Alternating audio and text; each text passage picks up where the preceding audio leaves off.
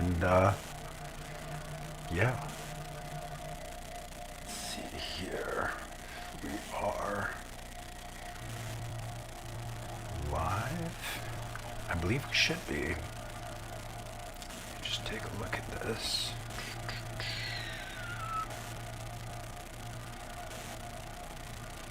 Yep, here we go. Looks like we're live. All right, coming up now. So yeah, let me know what you hear. Let me know if you can hear the voice, if it's okay, if it's loud enough, if it's clipping, breaking up, looking like it's a little hot. So I'll turn things down just a little bit. You guys might have to turn up on your end. But hey, hello everybody. Good to be back. It's been a while. I think it's been like 3 weeks or even more, I think, since I did the last live stream. So yeah, it's been a bit of a hectic time. So let's see here. Eric, what up? Yeah, it's been a bit of a hectic time. Been crazy with work, with travel. Went back to Germany to play a gig. Been working on some music stuff, testing out some gear, whole bunch of things going on. So yeah, so let me see. Let me know in the chat if you can hear and if the sound is okay and if it's loud enough and if it's or if it's clipping or any of that kind of weirdness. Let me see. Check the chat over here. Looks like it's okie dokie for now. No one's saying anything one way or the other, so.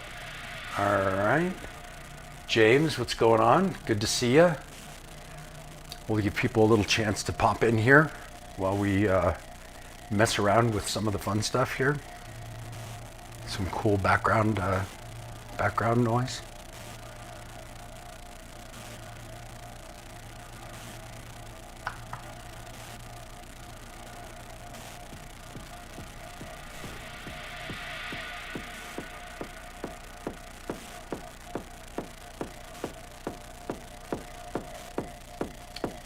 It's good. Sweet. Can hear a little static. I wonder, who knows? I've got so many things crossing over things. I apologize for that. Too many things plugged in because cameras were short. I think if I unplug this one, it helps. So we'll see if that helps with the static. It could also be from clipping a little bit. So we'll see. Here, I'll turn that down. Let me know if you hear the static still. I think since I unplugged that one USB, should be okay, but just let me know.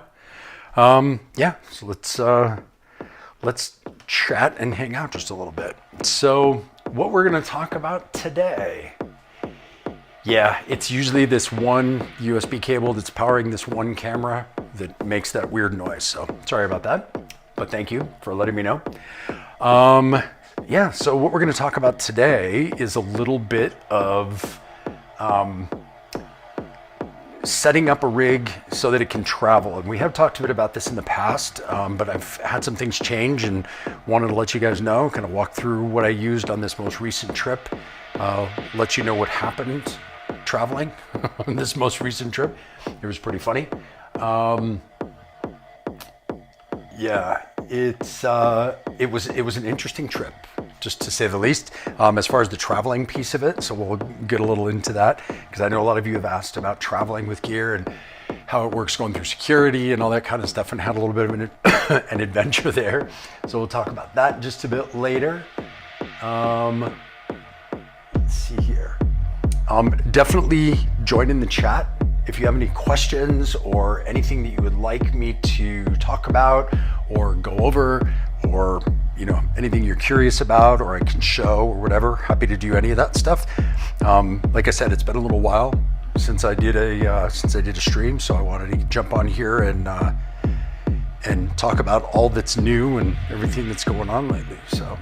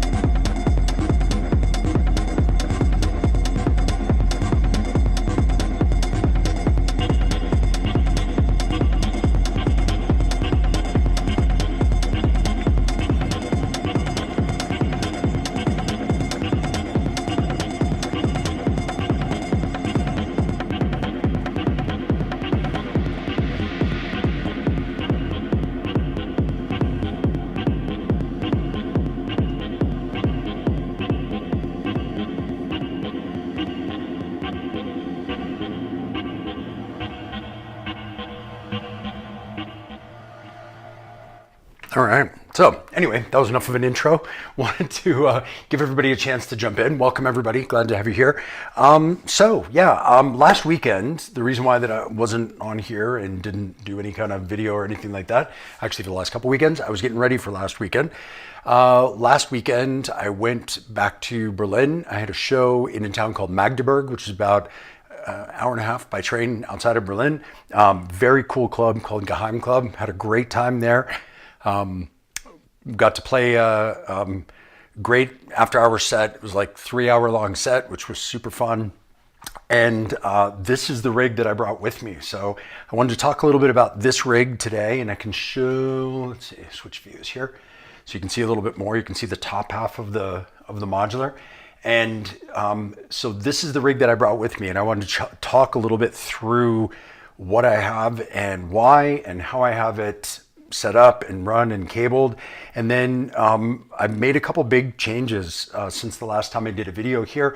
Most importantly of which, I took the analog heat plus effects out of my live setup, and I was able to come up with another end of chain solution for keeping the priority on what's important with an end of chain. So I was able to come up with an in the case solution for that, which I'm pretty excited about. And then I also didn't bring any of like the D-Tac, D-Tone, any of that stuff, because I wanted to try and travel as light as I could. So it was really just modular case, Oxy One, 1010 Blackbox, and the Novation launch control to be able to control the Blackbox. And that was pretty much it. I mean, that's where, that was everything that I brought. Now, this is by no means a stripped back minimalist setup in the aspect of, one synth, one drum machine. Obviously within the modular case, there's a ton of stuff. I think I have almost 20 voices in here that I can use at any one time. So it's not a matter of being a really minimal setup as far as the amount of gear or the number of synths or the number of pieces of gear. The idea is that it's a minimal setup in that it travels really easily. So it can pack up very small. So rather than bringing, big desktop synths and things like that, I'm bringing individual synths within my modular so that I can cover kind of all the bases. And that's the idea. And that's the idea of kind of what went into designing the case the way it is right now.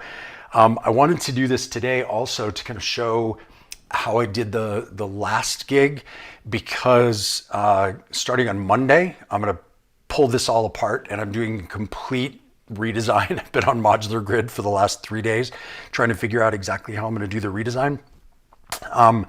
I have another fairly large module or set of modules that's going in here, and wanted to make some space for them. So obviously when you do that, things have to go. So then you have to make some decisions about what's important and what's not. And that kind of led me to wanting to do this stream today and talk about a little bit about why everything is in here and how it's being used. Because I think the one thing that we lose track of sometimes when we get into this world of hardware performance or gear in general is we tend to just add and add and add and add and add. Or especially when you get into modular, I think a lot of people just jump into it because they want to get into modular and they don't really know where they're headed. They don't have a plan or a map laid out. So they end up just kind of overspending, buying a lot of modules that they won't use, using up a lot of space in a limited case. Then they need a bigger case, and it just kind of goes haywire from there. And one of the things that I like to talk about a lot in the courses that I teach is that, have a goal, have a plan. What are you going to be doing? What do you need from your setup? And that'll determine what gear you want, right? So there's no perfect setup. There's no one setup that works for everybody. There's going to be a perfect setup for you, maybe, or maybe not. Maybe you'll just kind of explore forever. But the idea is that every setup is different because everyone's goal, their workflow, their skill set, their preferences, their style of music, their method of performing, all of those things are different and unique. And in the performance course, that's the one thing we talk about, is kind of figuring out your own setup and the way you want to play and kind of putting it together in a way that makes sense for you. So this is what makes sense for me. And so I'll kind of go through a little bit of it from big picture. and kind of superficial overview, all the way down to some of the details about each individual thing and how and why I have those things set up the way I do. If you have any questions as we go along, please feel free to jump into the chat and ask those questions. I do my best to answer whatever I can. If I don't know the answer, I'll let you know that too. But yeah, so I want to kind of go through. So big picture, what we're doing here, the reason why for the overview of the big stuff, what's going on in the case is mixing all of my synthesizer voices and effects and all of that, including signal processing and everything is all going on inside the case. The only thing I don't use in the case for, that I don't have in the case, is samples. And so that's why I have the 1010 Blackbox. I'm using that for kind of loops of things that I don't use very often, or if I do, they're more easily handled by a loop than they would be through using a synth. But sometimes that changes as well. And so I have all that going on with the Blackbox, and we'll talk a little bit about how that's organized and what's in there in a little bit. So then within the case, one thing you notice as kind of an overview is, obviously I get teased about this all the time, but everything's black. So all the panels are black and all the cabling's black. That's for two reasons. I like the aesthetic. Obviously, you know, I'm a fan of like dark and black and all that stuff. All my clothes are black and whatever. But beyond that, there's a functional side of it, which is that when light is dim, I find it personally, with my bad eyes, I find it easier to read the contrast of things if it's white on black in really dim light. Where if you're using if you have a silver panel that has black writing on it, or a silver panel that has colored writing on it, even worse, I find that I can't see it at all. As soon as the lights are dim, it's really a struggle for me. So if there's things that I need to see, it's much easier for me to see the contrast of white writing on black. So that's where, you know, a lot of the reasoning for the black panels comes from. Same goes for the cables. Now I know that there's some people that like to use colors in their modular system to denote different things, like one color is a particular voice, or one color is maybe audio signal coming to the mixer, another one is CV, another one is gate. There's a lot of different ways to you know, decide to lay it out. For me, again, I like black because I find that it doesn't distract. So I can look past it more easily to see things, again, that contrast, if I need to see the writing on something to see what it is as I'm playing a show. So I like to not have a bunch of colors and things all over the place that distract from me being able to see what's there. And that's another reason why I route the cables the way I do. If you notice, everything is kind of routed around the face plates of everything. You'll see some people that do modular where everything is kind of like all on top of one another and they're reaching through the cables to get to stuff. I find that I do that when I'm experimenting with stuff and I'm playing around with different patches and different setups and different ways to route things.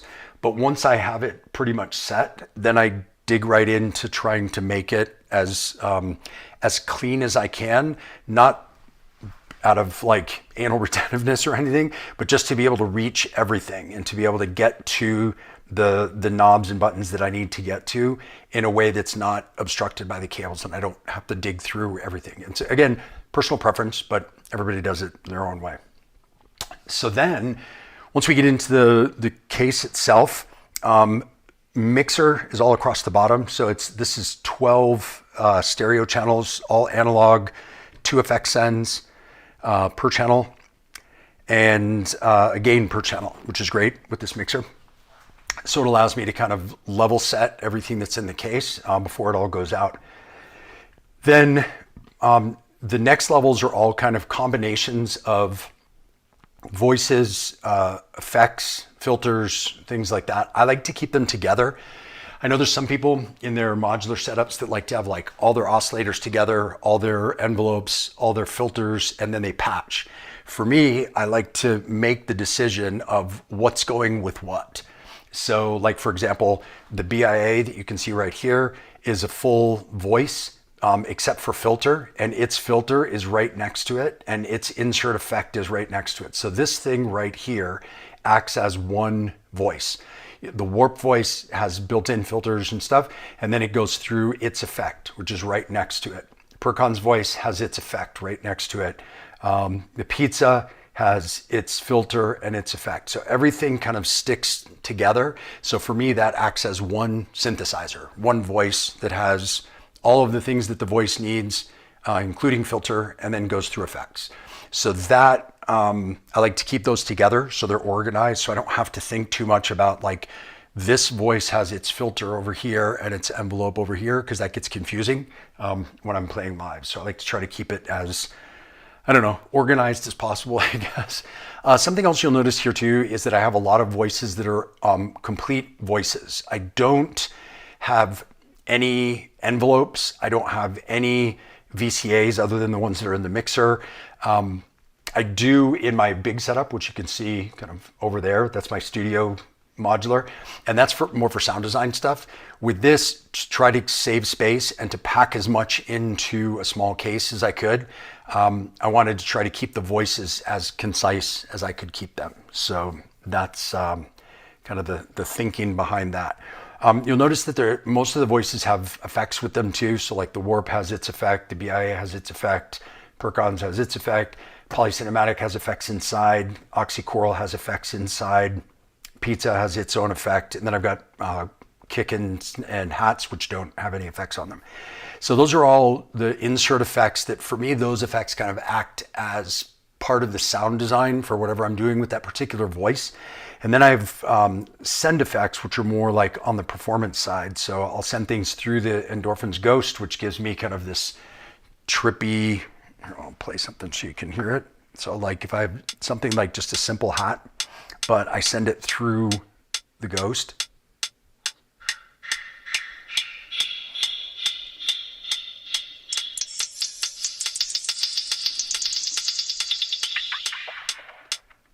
So I can get all of those kind of effects and sounds with this.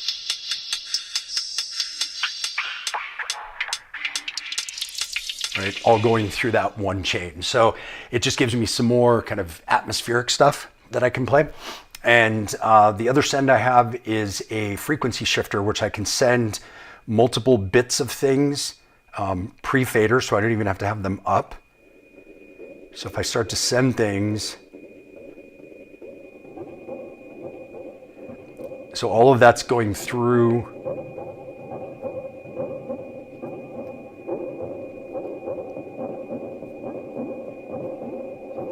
And then I can shift, I have a filter on it.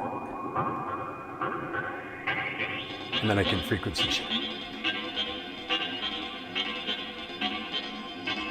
So you can see none of the faders are up. That's just a pre-fader bit of a bunch of different things. There's like 1, 2, 3, 4 different voices, each sending a little bit into that frequency shifter.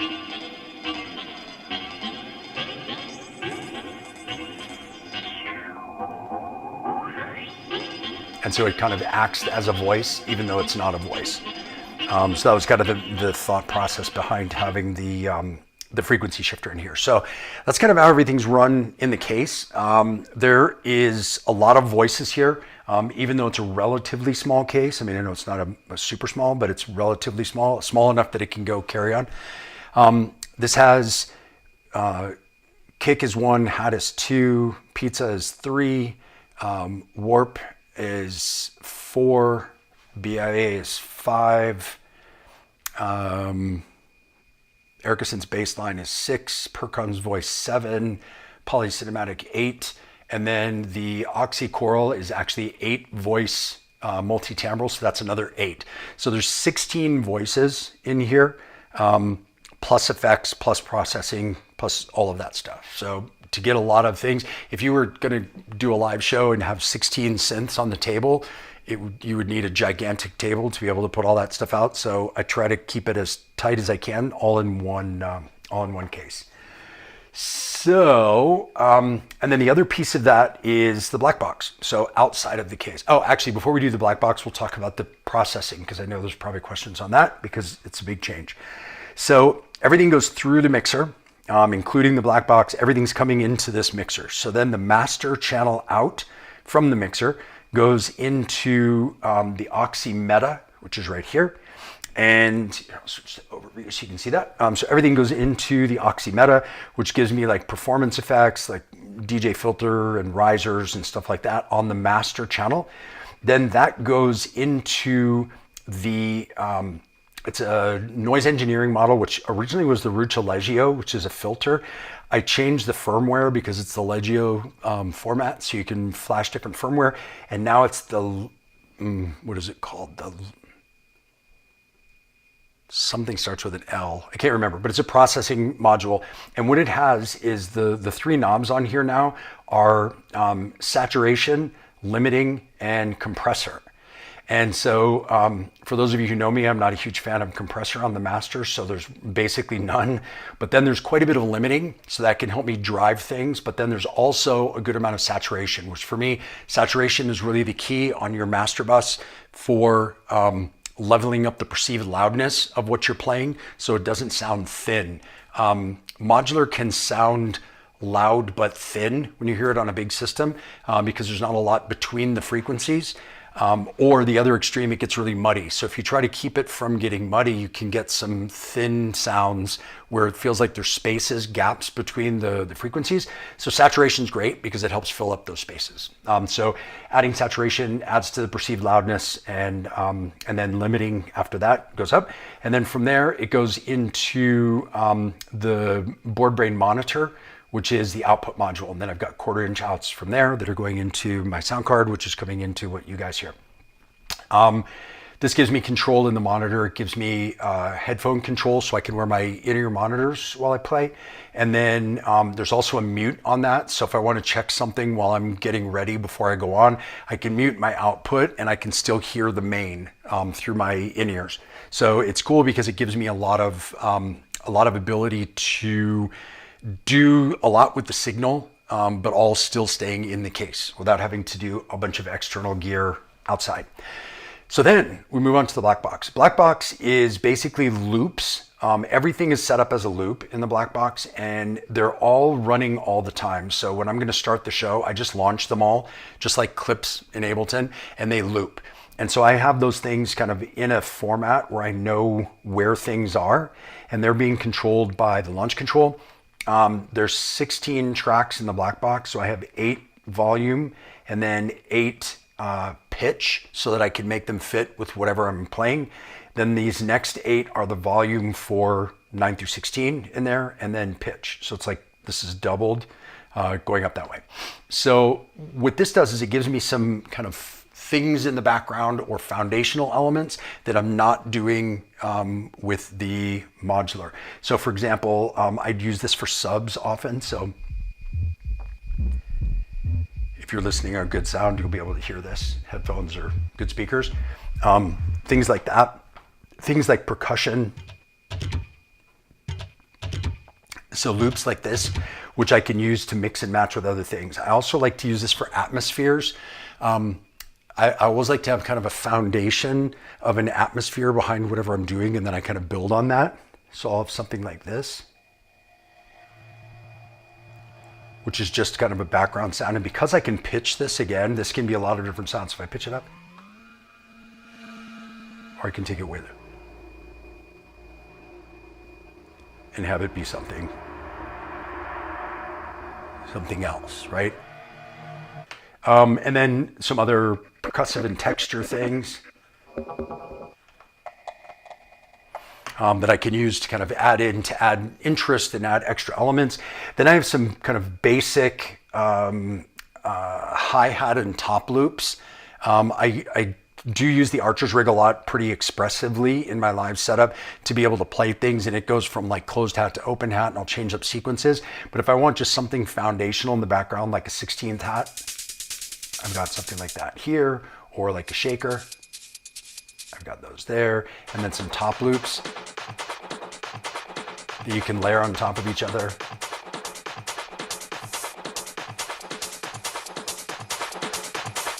So layering those things gets you a pretty decent top end while you're doing things with your low end percussion and leads and bass lines and everything in the case. Then I also use this for, I have a clap as well, which I can just use as a fill, or I've got some that are like downbeat claps, or some that are kind of more traditional claps. I don't use claps very much, so that's why they're here. I didn't want to dedicate any space in the case to something that I don't use very often. And then I have vocals in here as well. Again, don't use a ton of vocals, but when I do, it's usually something from here. So let's see, once this loops back around.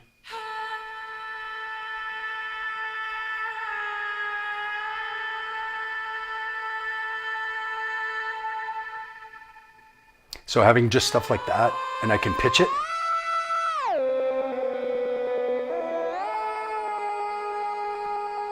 So it allows me to do a lot with really simple vocals. Because again, I don't use it a ton. This is for things that I don't use often enough that I want to have them kind of right at hand in a case, but it's things that I use often enough that I want to still have them as part of a set.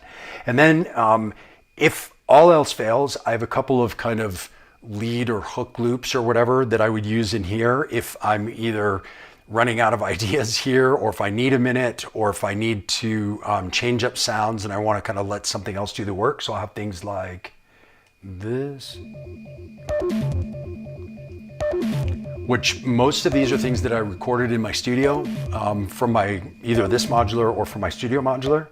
And then some of them are just like loops and samples that I got online. I'm a big fan of the oh my God, I forget what they're called now. It just totally went, my mind just totally went blank. I'll think of it in a second. But anyway, there's, pick your favorite loop packs, get those things that are kind of handy tools that you can use to fill in. A lot of these are like sound effect type things. Like this one is something that I would use as a sound effect in the background as I did other stuff. So I tend to like those things in here because I can have a whole bunch of them and keep it really interesting while I'm doing the other stuff with the voices that I have in the case. So that's kind of how everything's set up and why everything's set up that way. Let me know if you have any questions about that. I see there's a few and I'll jump on those right now. And if you have other questions, please feel free to pop those in there and we will get to them now. Let's see. How do you have your Blackbox hooked up? So I have MIDI out from the Oxy 1 going into the Oxy split, which you can't see, it's off camera back there. And that's splitting it into 3 or 4, actually, because one's a through, different MIDI channels. So the through is actually going to the MIDI in of the Blackbox just to clock it. And then I launch those clips myself and it just launches them in time. So they're still clocked to the Oxy. Then the other outputs from the Oxy are going into the choral module, which is right here, the polycinematic and the warp. All 3 of those can be controlled via MIDI. So I don't have to have a CV end gate for each of those. I can send them in via MIDI. What's handy with things like the Oxy choral is because it's MIDI, I'll be able to set up a controller that I'm going to be working with soon to control all of the channels in that at the same time, rather than having only the inputs that are on the selected channel. So it'll be a more interesting way to use that one. Okay. Let's see. Hey, finally caught you live. Cool. Awesome. Love your videos and the way you explain stuff. Thank you. I appreciate that. Thank you. Thanks for watching them. I love to do them and I love to have people watch them. Let's see. How do you like the Legio versus the Heat? Love the Polydactyl Versio firmware multiband, in case you haven't tried it. So I have tried it. The thing is, I'm not looking for compression. For me, that is the least important thing for an end of chain. And in fact, I don't use compression on my end of chain. So having multiband compression, again, is not anything I would ever be interested in using. So that's why I stayed away from that. I have Versio modules that I could flash over to that, but I just decided not to because it really wasn't that important to me. The thing that I like about, it's the Lacrima Legio, I believe. The thing I like about this is that it has saturation, which for me is the #1 most important thing on your end of chain, and it has a limiter. So I can really drive the limiter. If I'm on a good systems, I can really drive that, and it can kind of do that over compressed limiting that sounds super cool and powerful and adds like pressure to the low end when you're playing on a good sound system.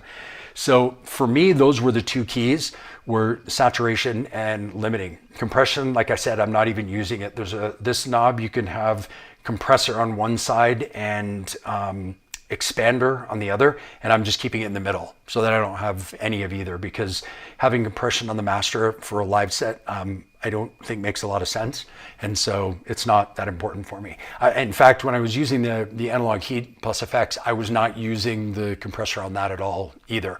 I was really only using the saturation.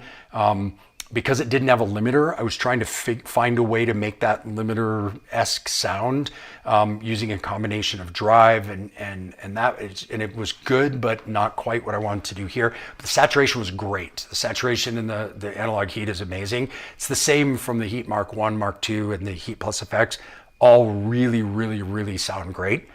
The only thing that I don't have in here anymore is the ability to mono my my low end, mono my bass. I like to keep everything below 200 hertz in mono. It's not a huge deal for me because I don't have any effects on my low end stuff, like on my bass, the modules that I use for bass or on my kick or anything, but it's always a good idea. And I can't do that here right now. When I get my next case, which Morph is sending over the end of this month, it's going to have a 1U row in each side, and I'm going to put some things in there. I'm going to probably put the Golden Master 1U from Endorphins, just so I can get the bass mono from that to add to this kind of chain of end of chain. But yeah, I played on a great sound system last Saturday in Germany, and it sounded killer. You know, I was not lacking for anything. I was very excited actually about how good it sounded. And I was a little nervous going in because it was the first time I had played a show without the analog heat in a really, really long time. So I was a bit nervous, but I ultimately really wanted to have a more travel friendly rig, so less boxes to take with me. And this really did the trick. So what is it? The Libre Legio is what that one is. So yeah, it worked great. I loved it and it sounded awesome. So anyway, let's see here. I will check them out for saturation, although I do believe it's the exact same saturator that's here. If I'm not wrong, what they told me from Noise Engineering is that each band is kind of like the saturation and compressor from this, but it's 3 bands of it, but without the limiter. And so that was my trade-off to do that. And also this is a lot smaller. So let's see here, where are we at? Had to sell all my Dallas gear due to work issues. I'm looking at rebuilding a setup with a Eurorack instead. If you were rebuilding, which would be your first 4 modules you would get? You're gonna hate my answer, but it really depends on what you want to do with it. And the most important thing when you start in Eurorack is to have a plan. What do you want your rig to be? So for me, the objective of my rig is to be a standalone performance tool, so that I don't have to have other gear with it. I don't need a bunch of other outside boxes and drum machines and a computer and a laptop and a push 3 and a whatever. I want everything in the case so I can just open it up, plug it in, connect, and I'm ready to go. So for me, that means mixer, that means voices, it means drums, it means effects, it means processing, having all of that in one case.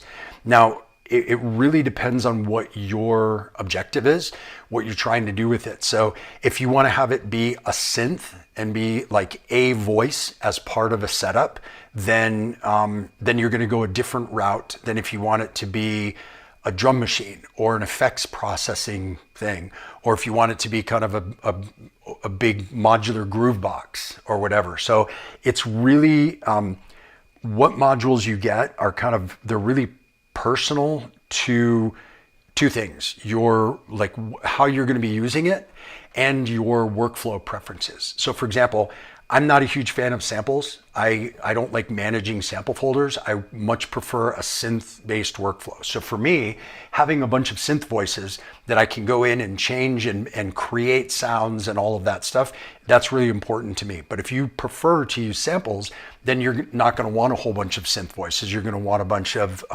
ways to use and manipulate samples that you have in your case. So again, it really kind of depends on what the goal is, what you're trying to do with it. All right, let's see here. How do you find everything from the mixer running through 2 digital models at the end? I'm not exactly sure what you're asking, but I think you're probably asking about the digital versus analog thing. And to be honest, in this day and age, digital gear is so good that there's really not any difference. The only difference really with analog gear is the imperfections that you get with analog gear. And there's ways to artificially introduce those imperfections if you want to. So really it's nothing. I mean, like DSP technology and whether it's a synth voice that's doing modeling or whatever, it's all gotten to be so good that I'll start a shitstorm online by saying there is absolutely no advantage to analog over digital anymore. There used to be, used to have different sounds that you could only get with analog machines because of the way the circuits would heat up and warp and do things a bit differently and sound imperfect and add in its own saturation to create thickness and slight warble in the sounds. All that can be done with digital voices now, whether it's voices or effects processing or whatever. So for me, I don't notice anything.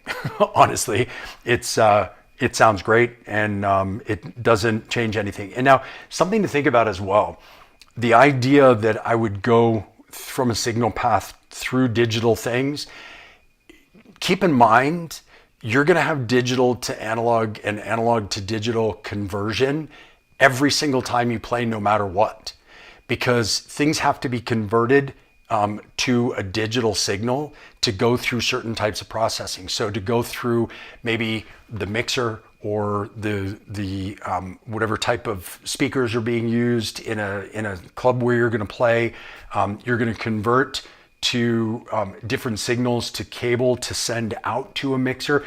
So there's digital to audio conversion going on all the time in your setup. I have digital voices here. I have analog voices going through an analog mixer, going through digital effects, going through digital processing. It doesn't matter, really.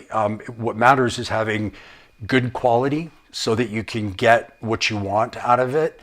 But gone are the days of digital stuff sounding thin and plasticky and metallic. It's just not the reality anymore. It hasn't been for quite a while now. So let's see here. Hey, what's going on? Hope you're doing well too. Thanks for joining in.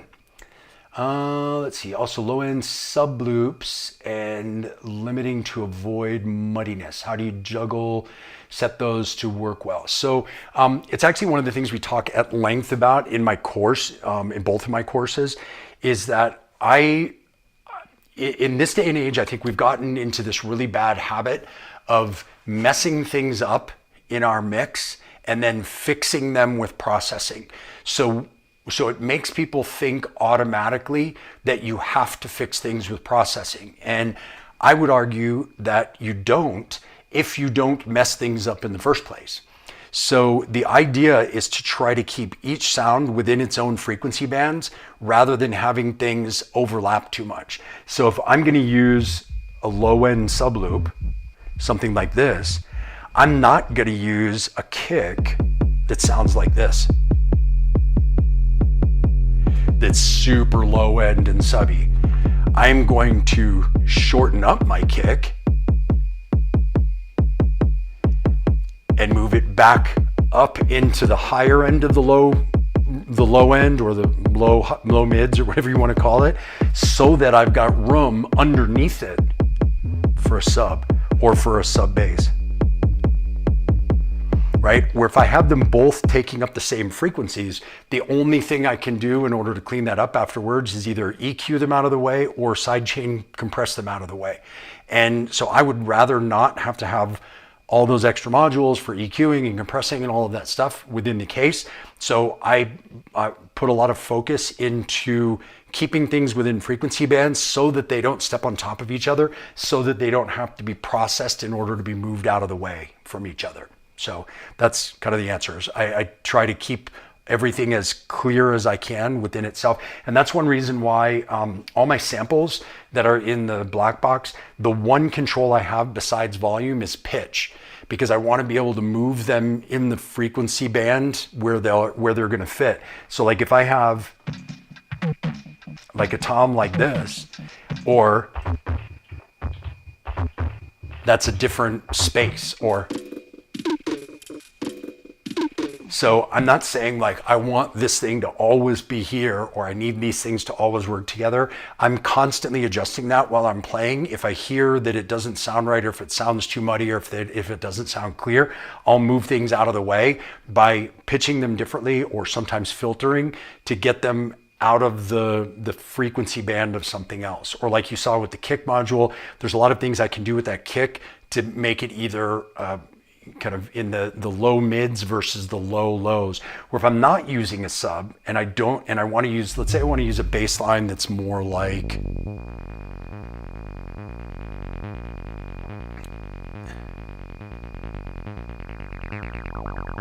something more acidy.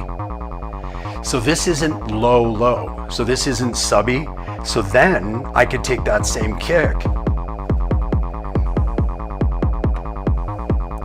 and I can make it boomy.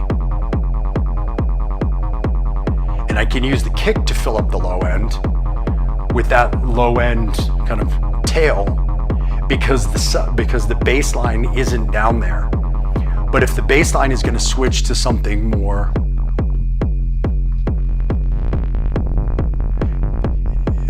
subby like this, you can hear then they start to they go on top of each other. So then I just adjust the kick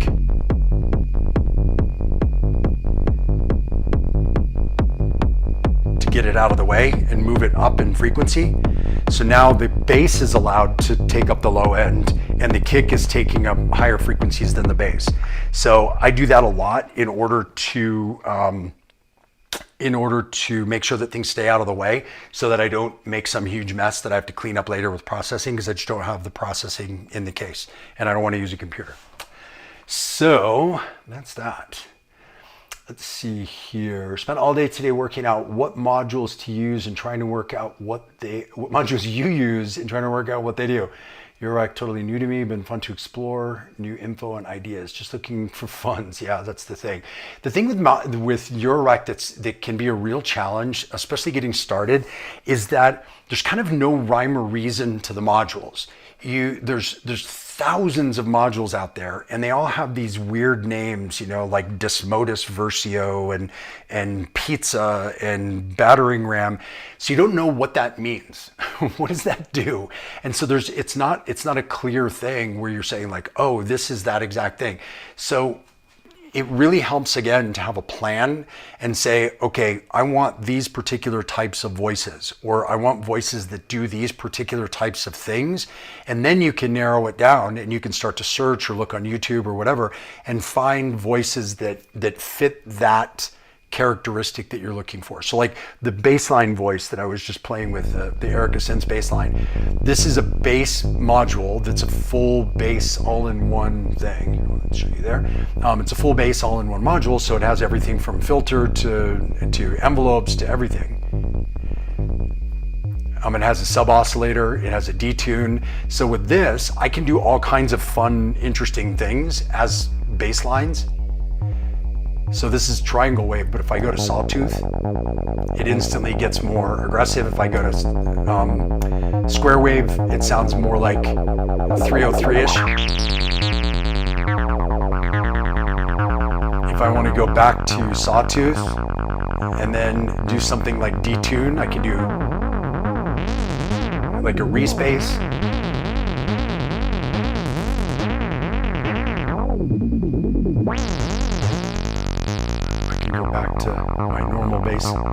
So it gives you a lot of options of things to do from a bass perspective, but you're probably not going to be using that for pads, for example. So having other voices that can do polyphonic things, like the polycinematic can do chord stabs.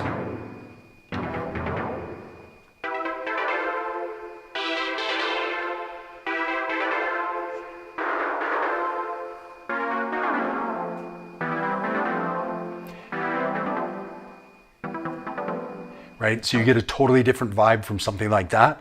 Then you have things like the BIA, which is kind of a percussive tonal voice. I use this for a lot of these type of atmospheric repeating sounds because they really cut through mixes with this. If I take the effects off, you can just hear. This is just the BIA without any effects. But this also has octaves.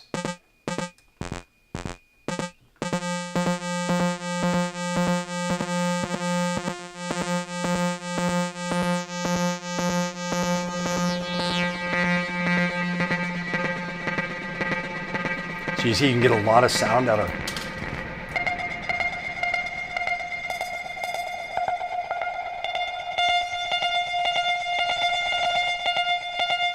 Right? So each module kind of has its own character, kind of like every synth has its own character.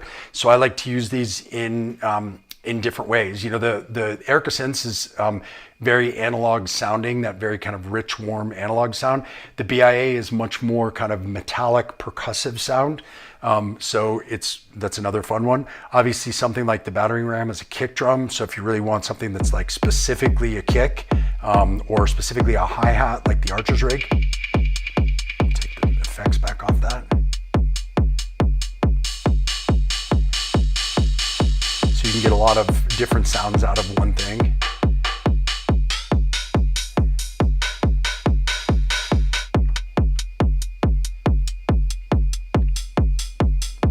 Right?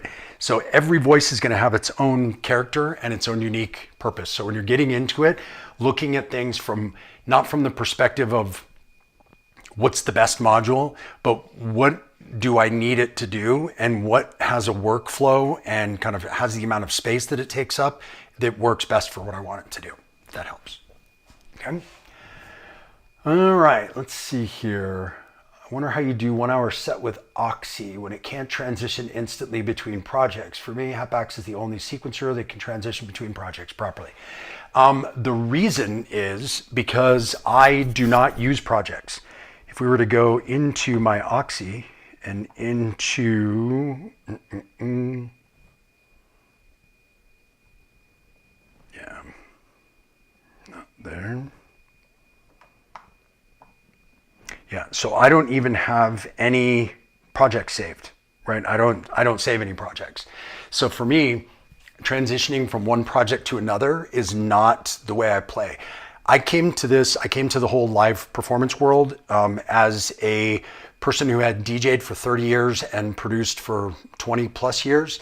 And so I wanted to get as far away from DJing as I could.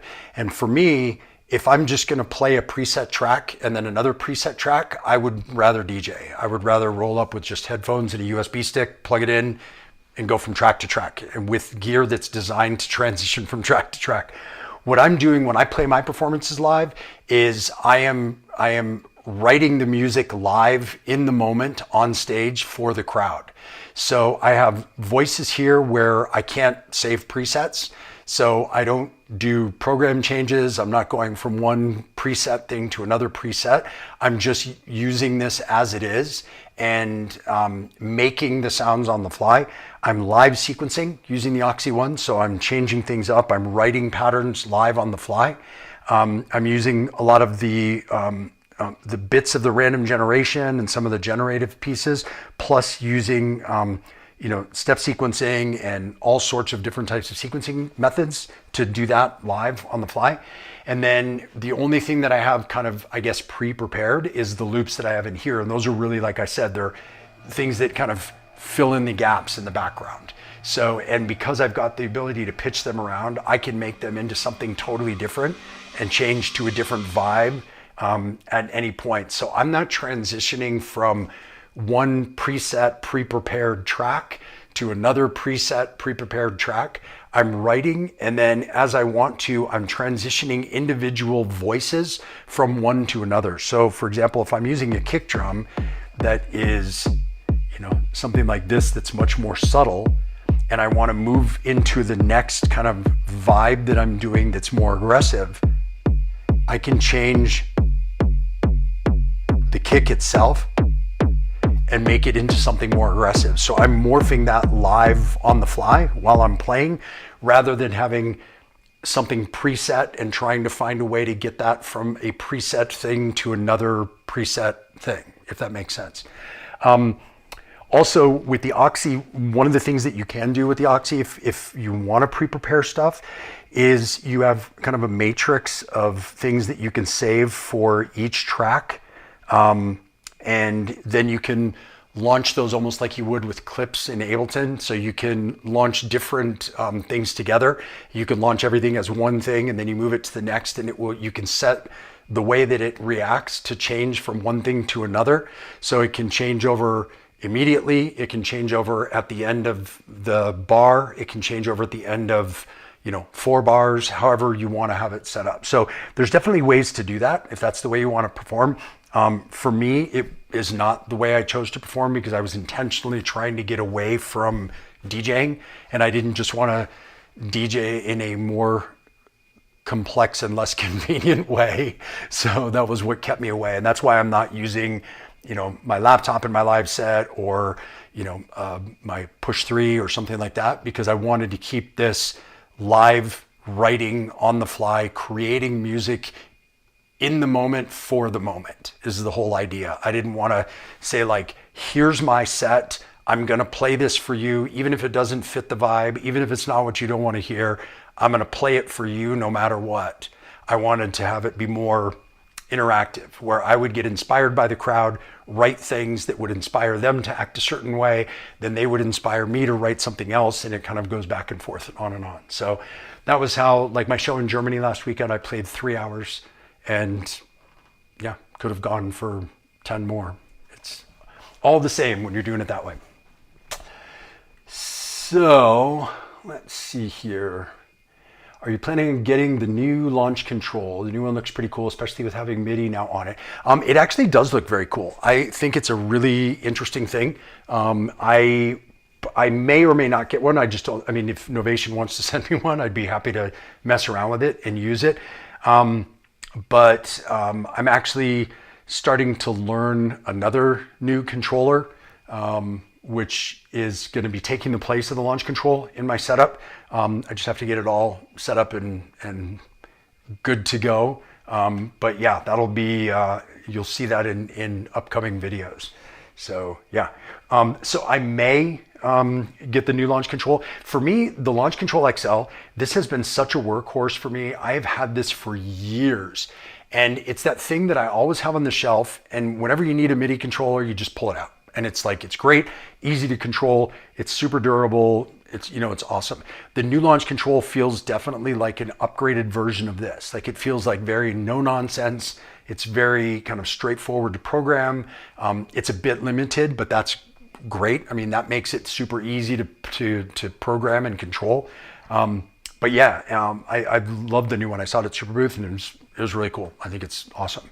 But I won't be buying it because I already have my new controller. I just have to get it all sorted out before I can put it out there. So let's see what's next. I got the new launch control a few days ago. Really happy with it. Awesome. Yeah, no, it seems great. It was awesome. What about the Noisite Drop controller? All right, well, there you go. Since you spilled the beans, I will move this over here so you can see the Noisite Drop controller. There you go. So yes, that's the what about. I'll be using that going forward. I just have to get it all set up, which just got it recently. Greets from Heidelberg, Germany. Hello, hello. Awesome in Germany. I had a great time there last weekend. Not in Heidelberg, but in Germany. Is that the one from Super Booth? Forgot the name. Yes, the Drop is the one from Super Booth. Let's see. Do you ever have issues running master out from board brain to the oxymeta. Mine tends to cause the oxymeta to clip the audio.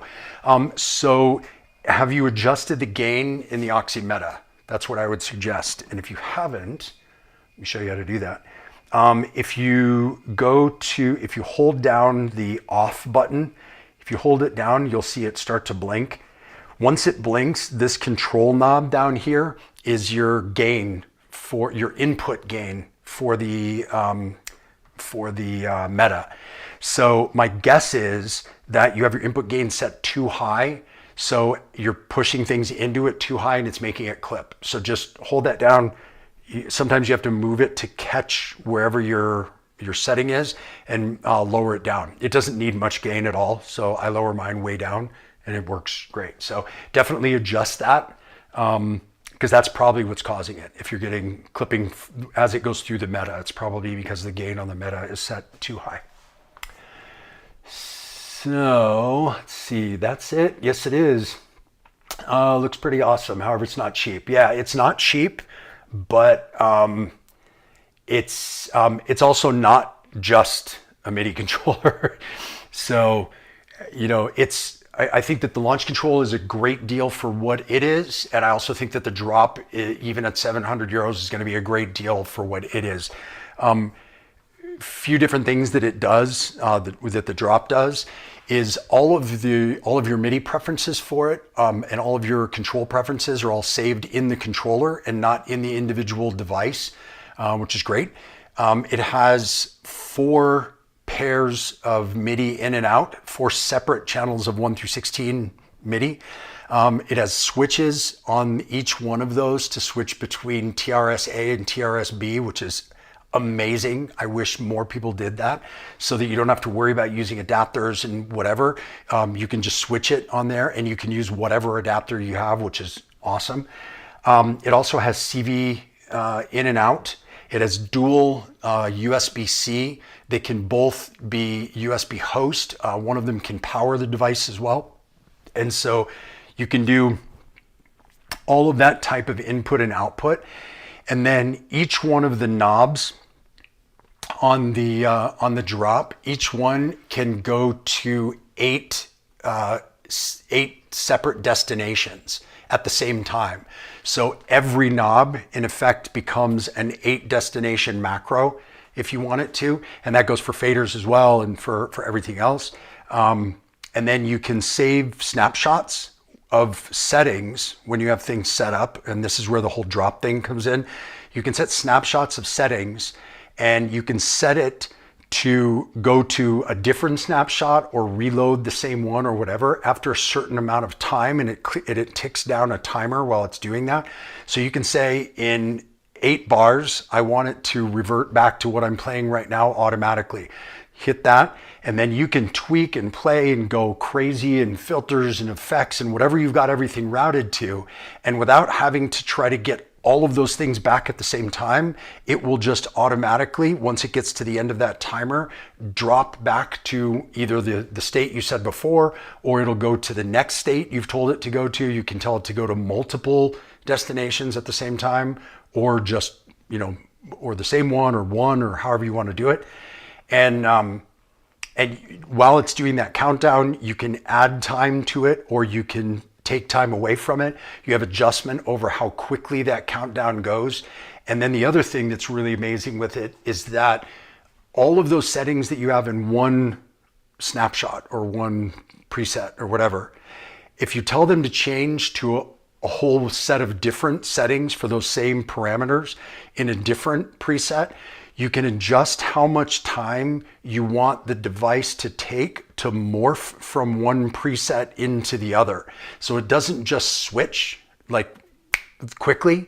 It can if you set it that way, but if you choose, it will individually morph every single one of those knobs from one preset to the next preset in the amount of time that you told it to.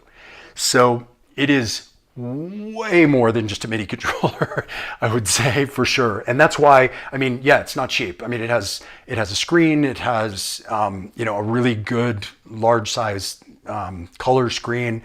It has endless encoders with LED lights, so you can see where the position is, and as they move, they jump from position to position. You can assign all those things. So it has all that different I/O. It also acts as a MIDI merger. So I can send from the Oxy, for example, note information going to a synth into the drop, and then go out from the drop into that synth, and it will merge the note information from the Oxy, and it will merge that with whatever CC knob fader button information that I added to it from inside the drop. So you've got a MIDI merger, you've got MIDI filtering, 4 different in and out MIDI paths that can be switched between TRS A and B, USB-C ×2, CV input and output. It's got an SD card for saving all of these different presets and all of that kind of stuff. So it's a super, super powerful device. That's why the price, not to try to sell you anything, but just to explain what the price means and why the price is what it is. So anyway, you're welcome for the tip. Why don't you use Bitbox instead of Blackbox? Good question. I am going back and forth. I may put a Bitbox Micro in my case, but I can't go bigger than 12U84 and have this still fit inside my rolling carry-on. So everything that I have needs to fit inside this case. And so if I was to put in the Bitbox, something would have to go, so I would lose a voice or I would lose something. And for me, the Blackbox is so small and easy to just chuck in a bag that it's not that big of a deal to carry as an external device. So I may put one in at some point. I've kind of gone back and forth about it. But for the moment, the Blackbox is just so easy to transport that I didn't feel like I needed to move that in the case to lose something that's so small when I'm playing shows. So it would be great to have everything in the case, but it just didn't feel like as much of a necessity as, big samplers or big processing units like what I moved out before. All right, let's see. Swiss Army knife. It is indeed. Yeah, at Super Booth, I kind of got to play with it a lot. There's a great video where Thomas, the one who designed it, kind of goes through, I think it's the Sonic State video on YouTube. Take a look at that one, and he really goes through how he uses it, and he really demonstrates how everything goes, and he talks about all the things that I just said. But it was cool to see how he used it, because the rig that was there that he was using it with is actually his live performance rig, which it was cool because with all that connectivity, he was using the drop to control 2 different electron devices. I think he had an Octatrack and an analog rhythm. And then he had his whole modular case as well. And he was running a little MIDI keyboard through the drop to go out to that stuff, so you can route different things, and using the drop as really kind of his control center for everything.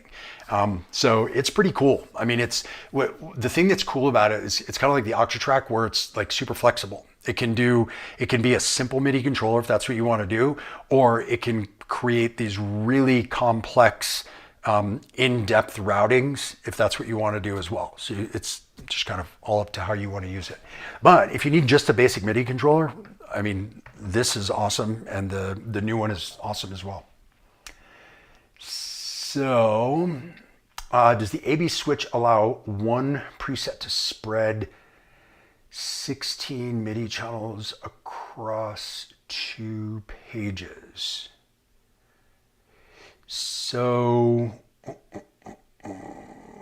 I think, okay, so 2 things. The AB switches that are on the back, those are just to switch format between TRS-A and TRS-B, the little adapters between regular DIN MIDI and the TRS MIDI. So whatever you're using, you can just make it work with that without having to use an adapter, which is great.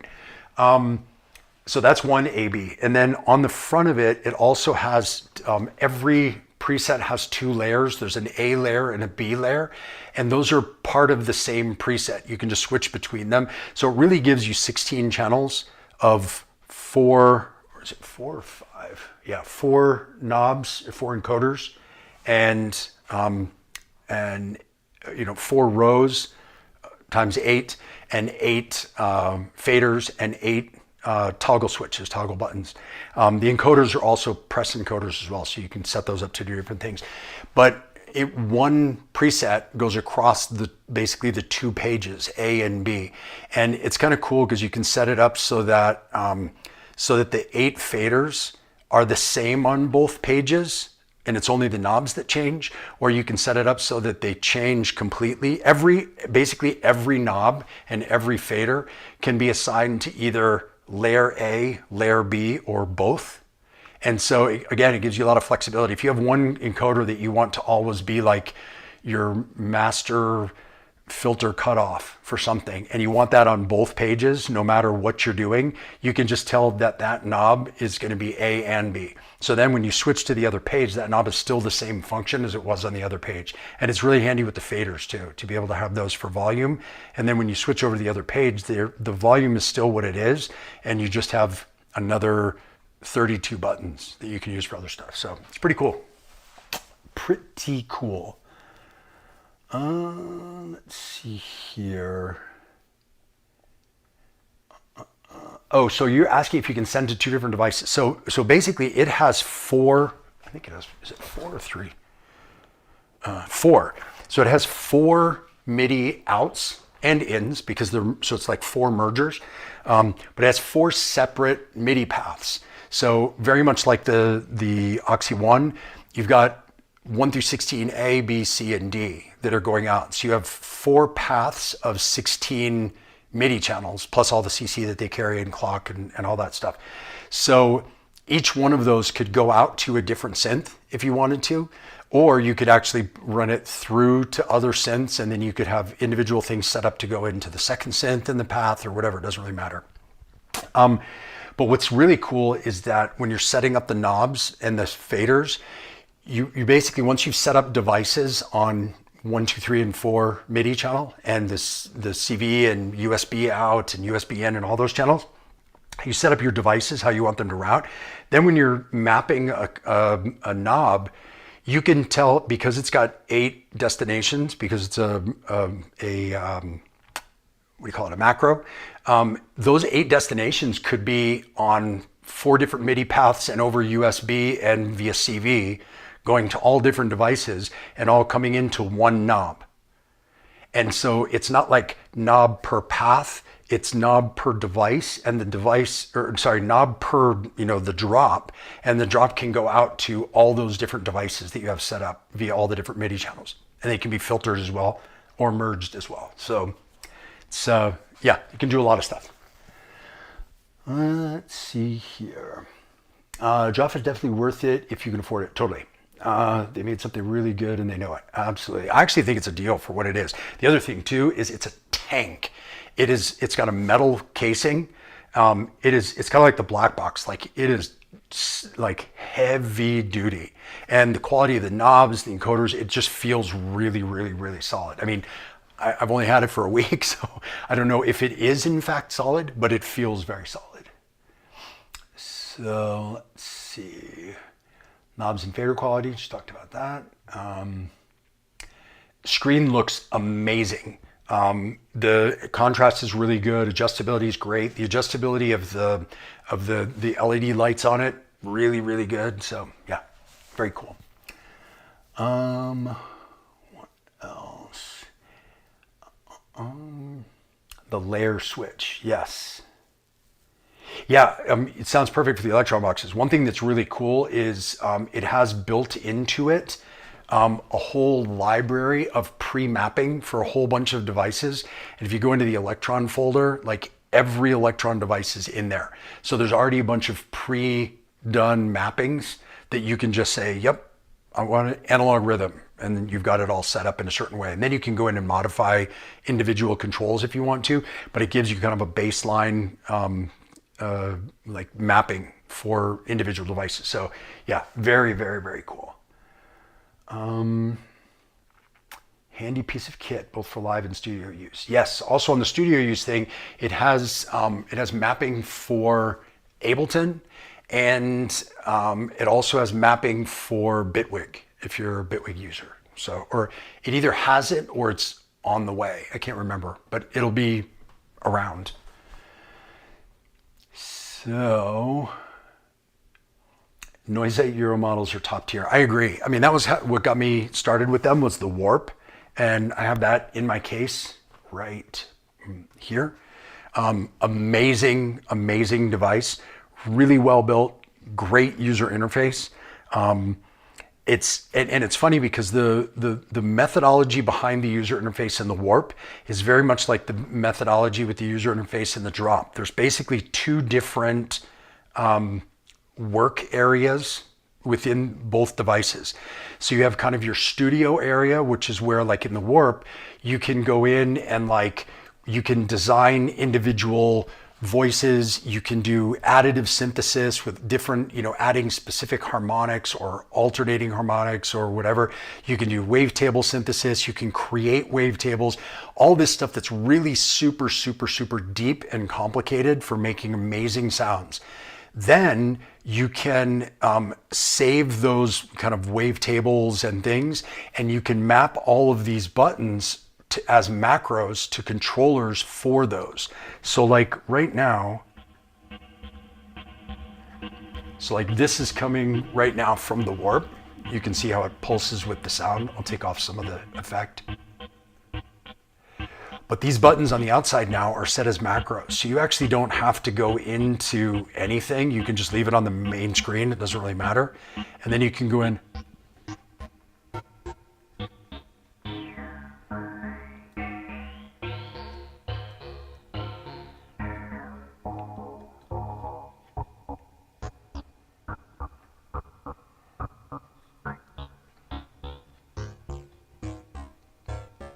And then you have things like octave control. So.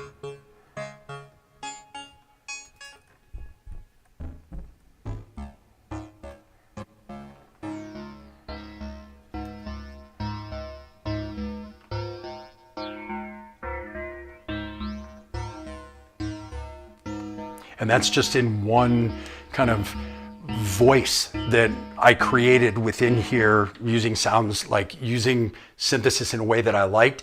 And what's cool is that you can save, like, I'm not a huge fan of saving presets because I don't always come back to the same thing. What's cool with this is the preset you save is basically a voice. It's not a single set of parameters. It's a wavetable combined with additive synthesis, combined with different effects and whatever to create a voice that you've made. And then you just have all of these things that you can tweak that voice with. So it's not like having a specific preset, which I really enjoy a lot, because you can then create kind of moods or kind of families of sounds that you want to play with. And then you can route those macros in ways that allows you to really be expressive and creative with those. So it's a super fun module that I've had for a few months now, and I am still just scratching the surface of. And like I said, the kind of dual workflow bit, what's really cool is that it allows you to have a really super, super, super deep, complex, flexible device that is super immediate and easy to play live. So you do all the pre-work and you set it all up and you create, and you can get super creative and spend hours doing sound design and creating interesting stuff. And then you map the macros and you just save that. And then you say, okay, now when I play live, I don't ever have to go into all that stuff. I can go in and just tweak the macros and adjust the sound based on how I set it up to be able to adjust the sound. So super cool module for that reason, that it can do all those things. But oftentimes with modules that are super deep, it makes them not very playable live. And this one has that really cool combination of two sides. And I've noticed as I've started to get to know the drop, it's very much like that too, where you've got this kind of setup mode that takes a while and it's intricate, and you go into detail and you set everything exactly the way you want. And then you go into play mode, super easy. Presets, moving from thing to thing, and it's just great. You can also save snapshots on the fly in both devices. So it's great because if you find something by chance while you're playing, you can just save it and then you can come back to it later. So very cool. Both very cool devices. What else? Looking forward to using it. Yeah, me too. See what and how it adds to your setup. What do you think about the Relic? I think it's cool. For me, the Relic is kind of like, it's kind of like a CV push. Not only because it looks like a push, but it's like a CV push in that it's a control surface for CV things rather than MIDI things. But yeah, I mean, as cool as the push is, I think the Relic is as well. I think it does a lot of really, really cool stuff. So yeah, I thought it was awesome. Let's see. Oh, you're saying you see how this adds to my setup. So just to let you know, the way I'm planning on setting it up, and I haven't done this yet, is I want to have one of the two different layers, the A, B layer. One layer is going to be for controlling the black box, very much the way the launch control is.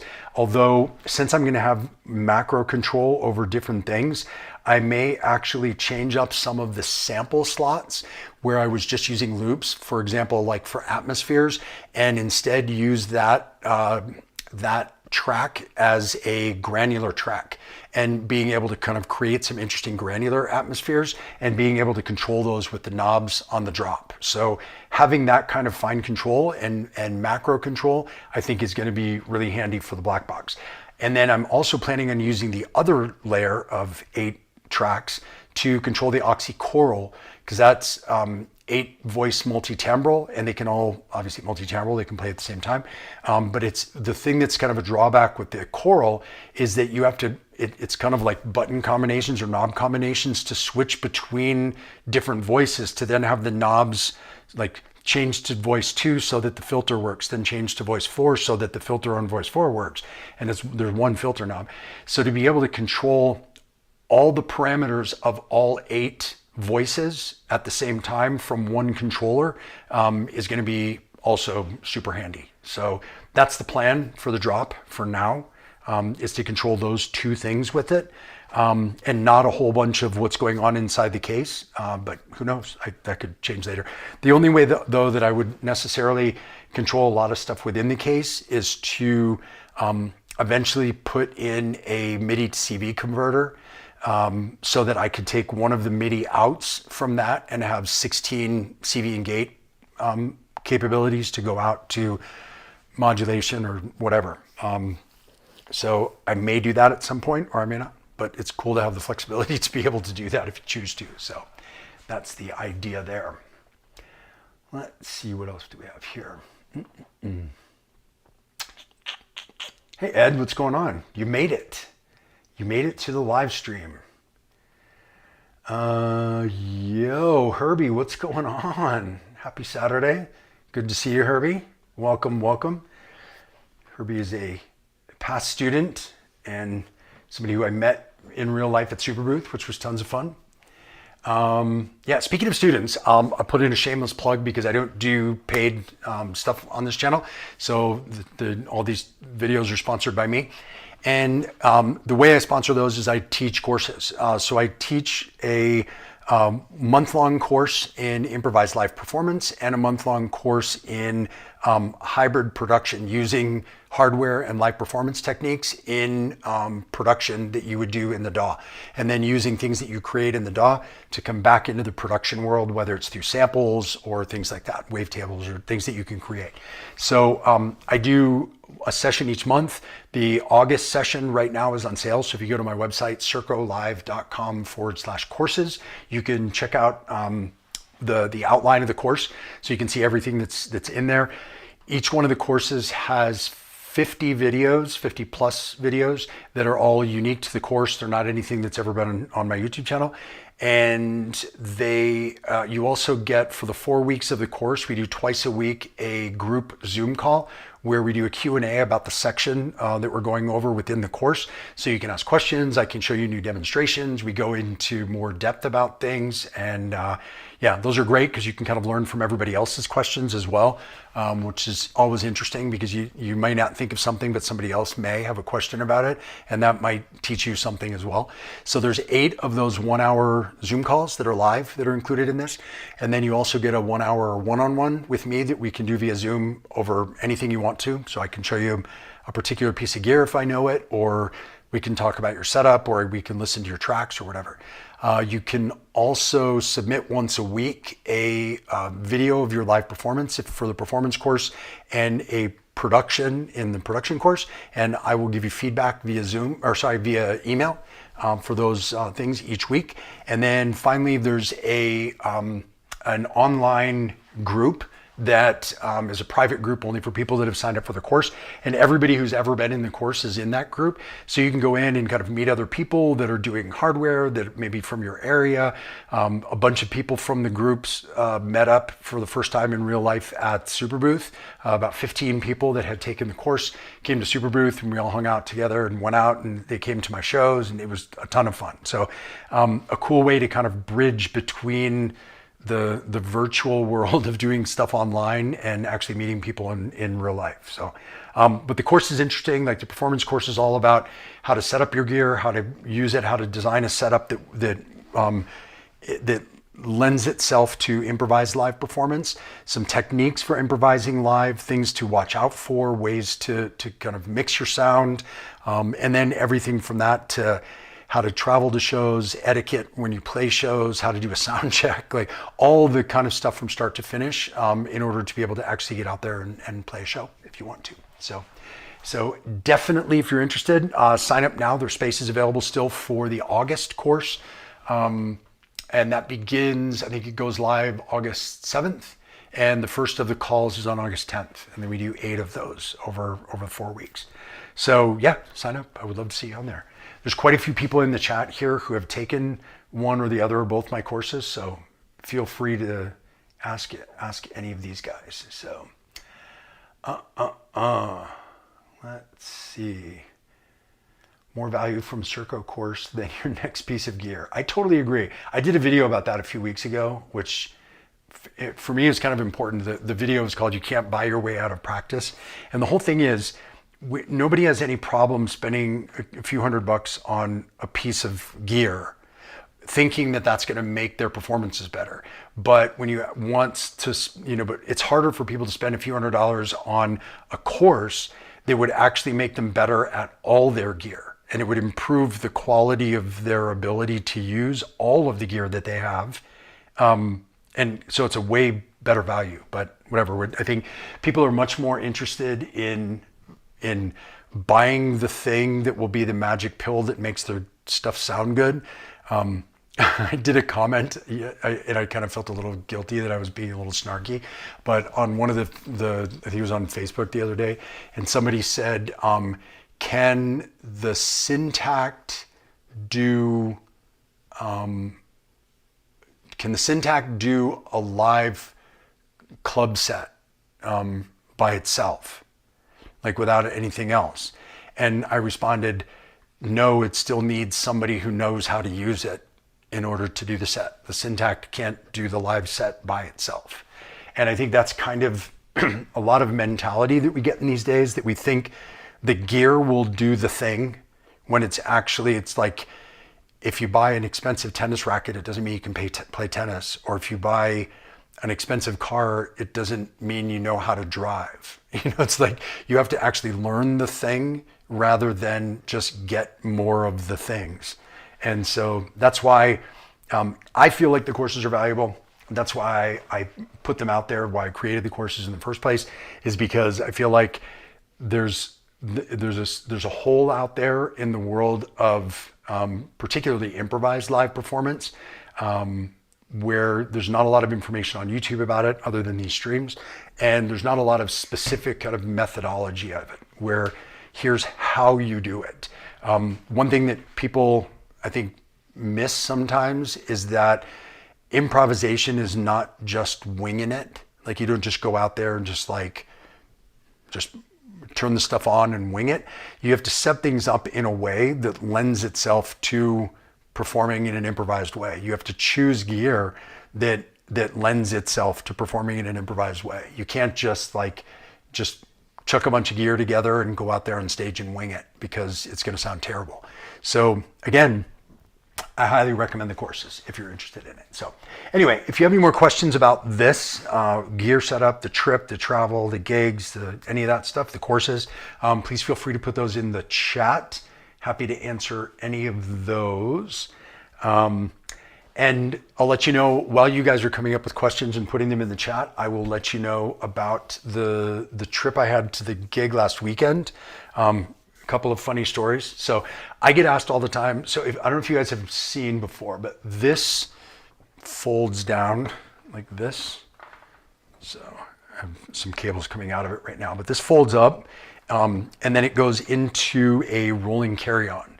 So I take this as my hand luggage, and then these devices go into my backpack, into my personal item.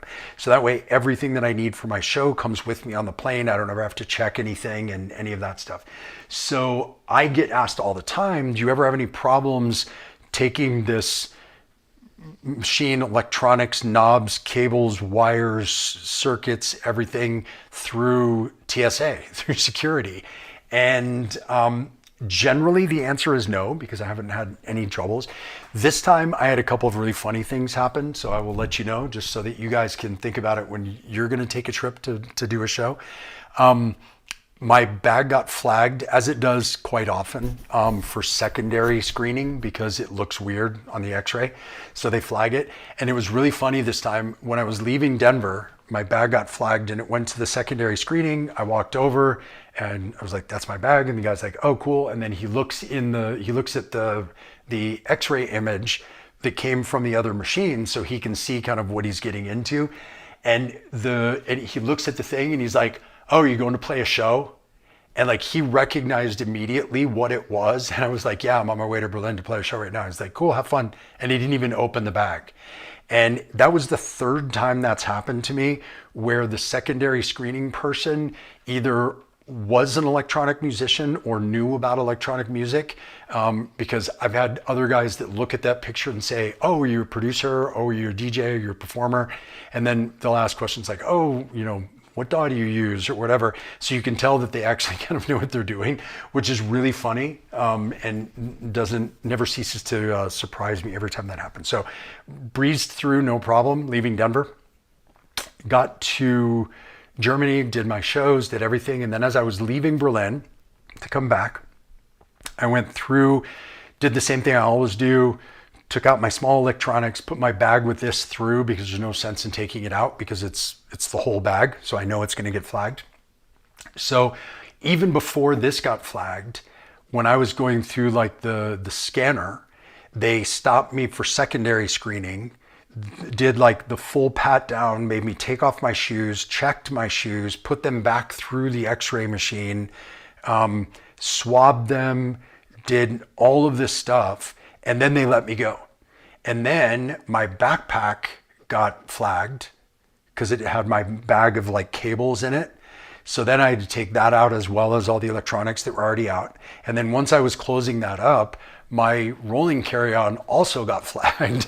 So that came through, had to open it up, show the guy what it was. He kind of sort of recognized. He was like, what is it? And I said, it's a modular synthesizer. He was like, oh, cool. And then you can go. So it was just really funny, because there's always this like added nervousness going through the security line, because I can imagine what this looks like to them on the x-ray machine.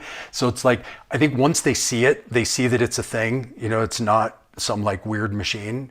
But I'm sure on the x-ray, it looks crazy, because you've got all of the power cables underneath, plus all these cables on top, and all these knobs and electronics and whatever. So anyway, that was kind of funny for that part of it. But the good part is going on multiple different airlines, including some smaller ones in Europe, and taking the train and all of that stuff. Having one rolling bag and one backpack for the whole trip was awesome. And now that I've gotten down to so few devices, so actually the Oxy goes in the case with the modular. It kind of fits in between the handle and the modular, which is great. So then all I had to put in my backpack was the Blackbox and the launch control. And so that was awesome. So then I had my whole backpack to take clothes and toiletries and all of that stuff. So I didn't have to check any bags at all, which made the trip much more enjoyable, a lot easier. Not having to wait for stuff and not having to haul extra things around airports and train stations and that kind of stuff. So anyway, let's see, what else? Any other questions you guys have about anything? Yeah, no, nothing at all. Let's see, other stuff coming up. So next month I will have a live set that's going to be on Rinse FM. If you guys have ever listened to Rinse FM, they're out of the UK and they have a version in France as well. And then there's an online version. It's a great underground radio station. I'm doing a 2-hour live set for them. That will be on August 17th, I think. That will be coming out. So definitely check that out. I'll put it on my social media when it's going to go out. And then I have September is NobCon, and I'll be playing, I believe, in Chicago and Cleveland, if I'm not wrong. I can't remember. I have to see. That weekend, the weekend of NobCon, so that's September. The whole month of October, basically, I'm going to be in Europe again. So if you're in Europe, if you're a promoter, you know a promoter, definitely hit me up because I have dates available all through October and would love to get those booked now. But the main reason for going over there is ADE, which is in the middle of the month. And I'm really excited for the show that we're going to be playing there. It hasn't been announced yet, but as soon as it is, I'll let you guys know. It's going to be a fantastic show with some really, really, really great artists playing it in a great venue with a fantastic sound system. So very excited about that, playing with some kind of legendary artists, which will be amazing. So definitely keep your eyes out for that one. So that one will be in October. November, I think I'm playing in San Diego and Tijuana, Mexico. And then December, I don't remember. So anyway, definitely keep an eye on social media for all that kind of stuff. But most importantly for October, looking for dates in Europe. So if you, and I'll go anywhere, it's easy enough to get around by train and plane over there. So if you know of any venues, promoters, whatever, definitely hit them up or put them in contact with me so that I can get something sorted out or some things sorted out for that trip. That would be amazing. So just to kind of go back really quickly, since there's not a ton of questions here. Oh, there's one from Herbie. I'll answer this and then I'll show you what I was going to show you. Recently sold a bunch of stuff, picked up a used Analog 4. It's been the most humbling experience, but super fun instrument. Learn. Do you own one or have you? I have. There's actually a really fun video on my YouTube channel that's about writing bass lines, and that was all done on the Analog 4 Mark II a few years ago. Yeah, Mark II for me was kind of like the Digitone 1 in that it was a big box that only had 4 voices. And so for me, for traveling and live and stuff like that, I wanted things that had more capability in a smaller package. So that's why I ended up selling it, because I just wasn't using it enough. And it was like, if I wanted a really good, analog mono synth or paraphonic synth. At that time, I had a Sub 37 and I had a Matrix Brute and they were great as well. So I just felt like I was duplicating things a lot. And so I ended up selling it, but it's a great synth and it sounds really good. The challenge with that one is it's hard to get it to sound good, but once you do, it sounds amazing. So don't get discouraged by it, because it really does take a bit. But once you kind of get over that hump and find those sweet spots that you really like, it sounds amazing. It's a really, really great sounding synth. So love that one. So going back just a little bit to the question we had before about how do you play for that long if you're using the Oxy, if you're not transitioning between patterns. Well, as I mentioned, I don't use patterns or presets or programs. So what I'll do is I will just, I generally do sound check with whatever was on my machine. So like whatever I have in here from the last time I was messing around, that's what I would use. But then I'll go in and I'll start messing around with stuff. But the whole idea is to kind of build a track using the puzzle pieces that I have here. So for example, you know, I often will start off with things filtered and just like bring in a kick so that you can have that.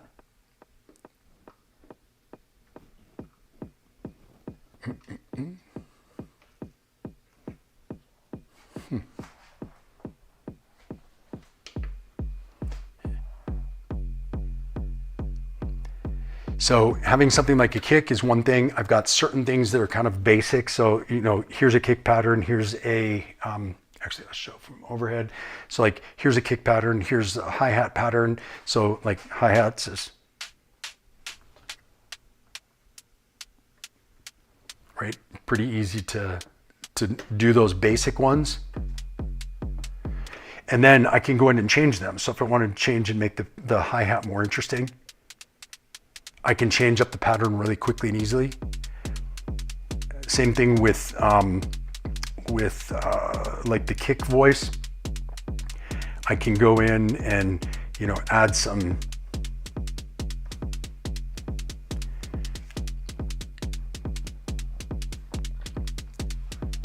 So I don't need to have a bunch of different patterns and then switch from one to another. It's just a matter of practicing and finding out where those patterns are that you like, that you enjoy.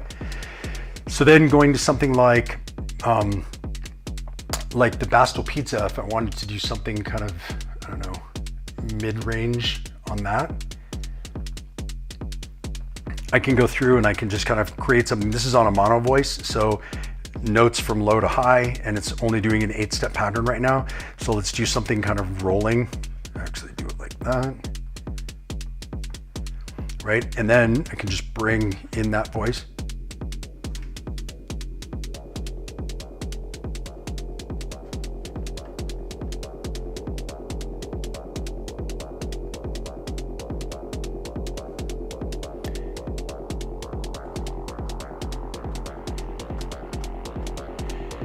And then it just becomes a matter of sound designing.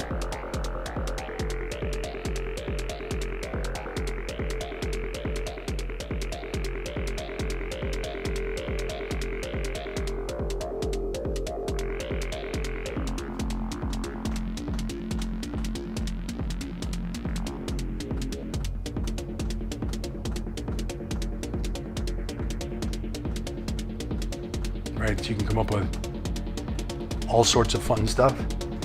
And again, like I mentioned, I like to use these loops as things that kind of fill in and add character and depth to things. So having a background atmosphere for me is really important.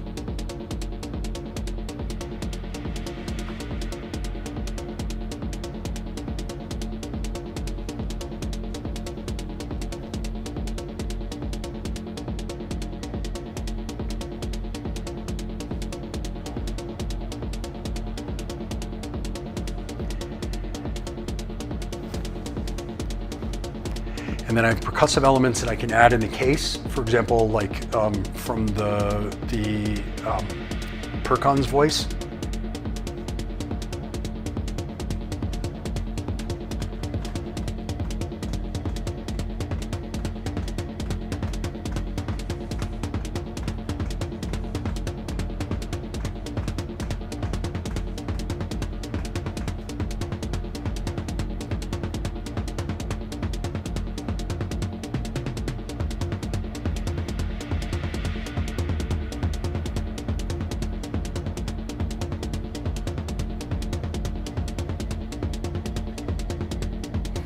And then, as I mentioned before, things like the BIA can add percussiveness, but with a tonal quality. So right now, you know, we were talking earlier about the idea of using kind of frequency bands.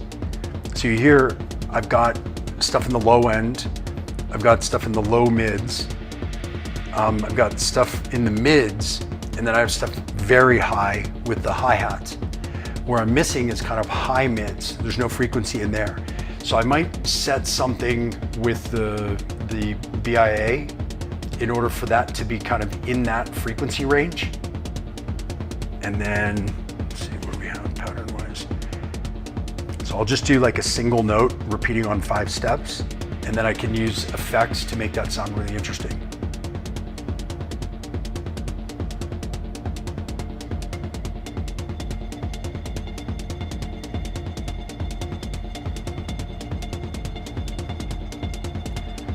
So you hear how that kind of slots into that area in the frequency spectrum where there wasn't anything else. And so for me, that's what's really important for creating kind of a full sounding track. The only thing that I don't really have going on right now is anything in like the low end. So like in that subby low end. So I could bring in a sub here and have that fill up the low end, or I can go to the Erickson's bass line, go to like a triangle wave and have that be my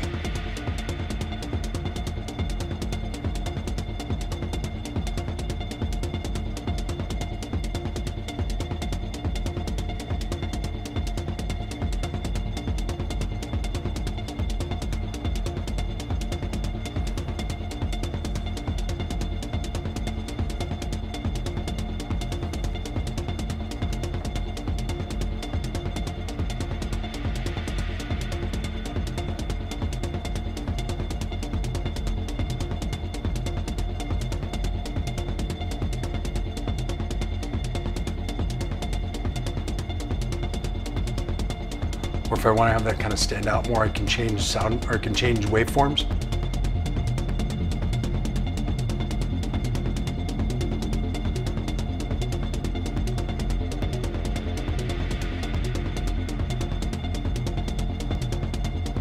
So that way you kind of slot something in all those spaces. So it gives you something that you can do. So then if we want to change it up, and like we were talking about before, like transitioning, I'm not necessarily going to go from this to another whole track.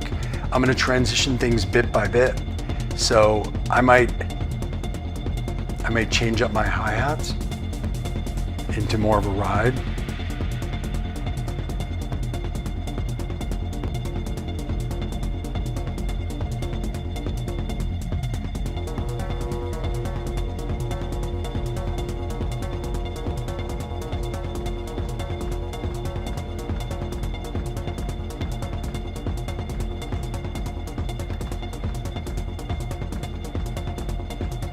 And then maybe I bring in a different voice. So I've got the warp. Shorten that up before I bring it in.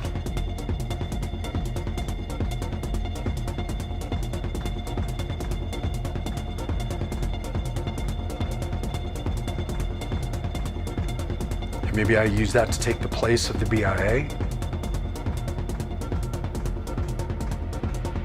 In that kind of sound spectrum, so it allows me to move smoothly into the next idea. Then if I want to just change up my, let's say make my hi-hats.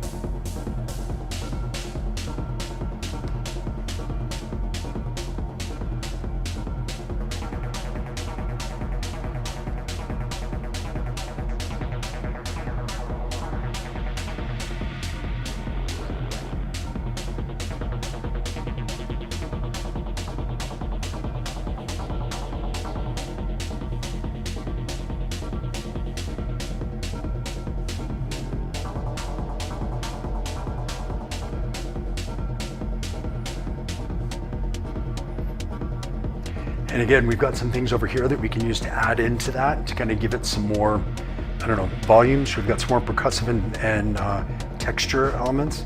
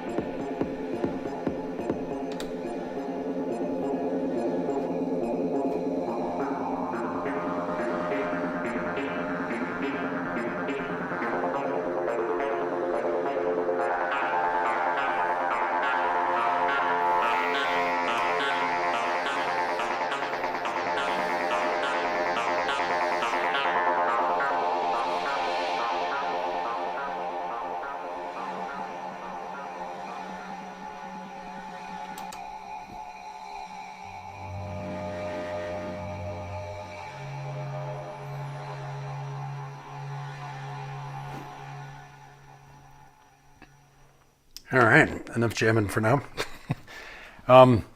Cool. Well, just to show kind of the stuff that I was talking about before, but if you have any questions about what I was doing, I'm happy to kind of redo it if I can. If I remember what I did, I'm happy to show you. Or if you asked, let's see, what did you ask? All right. A few of the Blackbox tracks used for drums like ride or clap snare. Yes.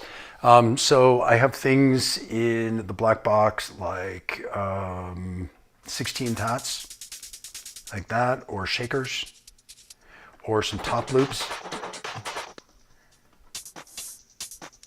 claps, stuff like that. So yeah, anytime it's something that I'll use every once in a while, but I'm not sure exactly when or whatever, I'll definitely do that in the Blackbox. This is the stuff that I'm kind of using all the time and manipulating all the time during the set, where the Blackbox is like, oh, I'd kind of like a clap, and I'll just throw that in there, or I'd kind of like a 16th tat, so I can just do that really easily, rather than using a module programming 16th notes, which is just kind of dumb to waste the time and effort to do that in a live set. So I can just do those in the Blackbox. That's all. So yes, yes. All right, where are we at here? For techno, I understand how you can improvise. What you do is awesome. Thank you.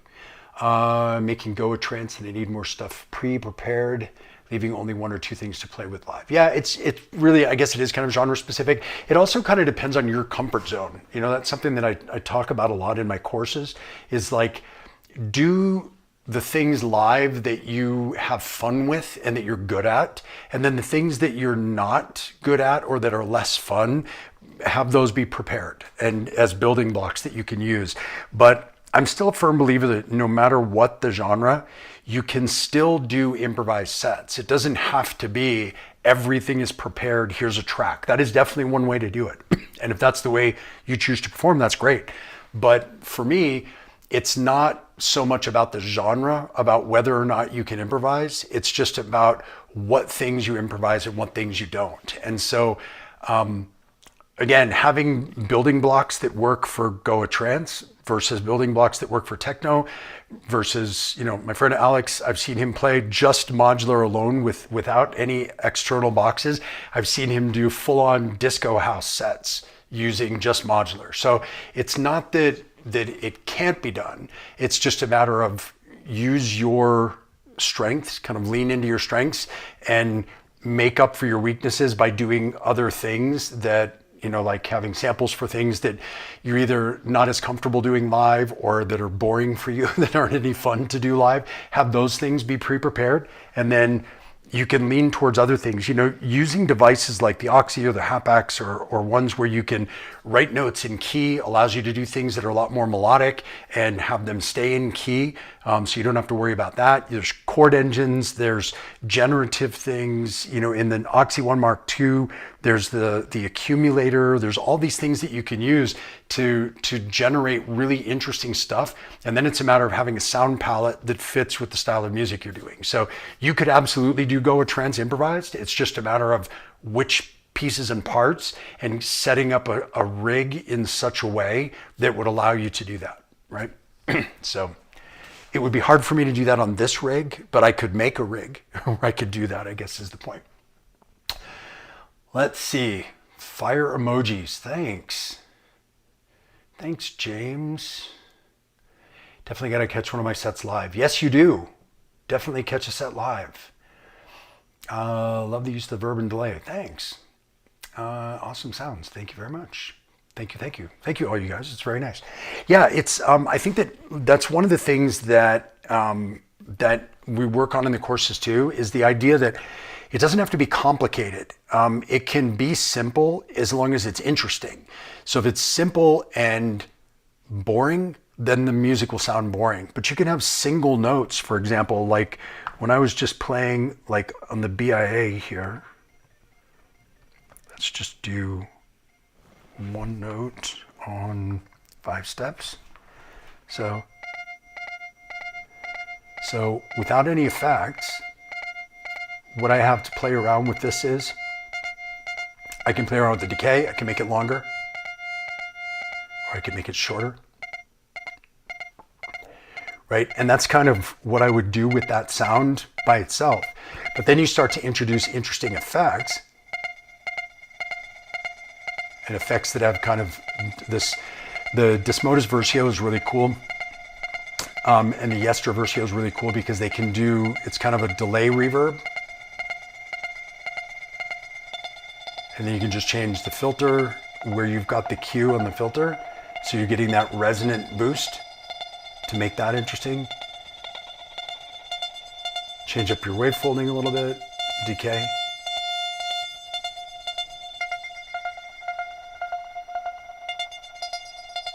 And so that's just 2 steps. I can actually make it 1 step.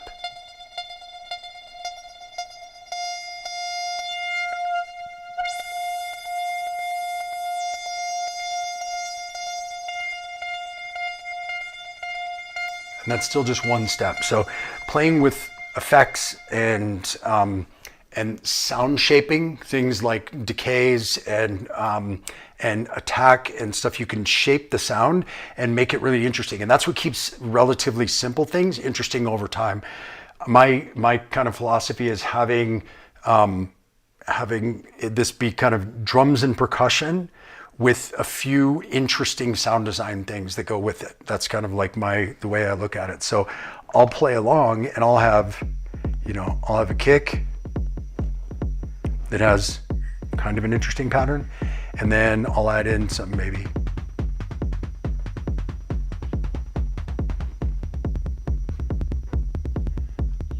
So I've got a little bit of an interesting pattern there, and then maybe I add something else textural or percussive.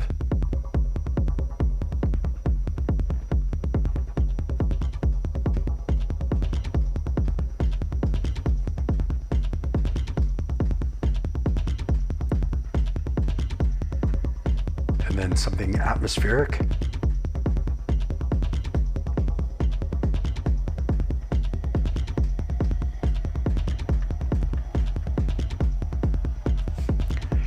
And then with just a couple of different percussive elements, you can make this even groovier.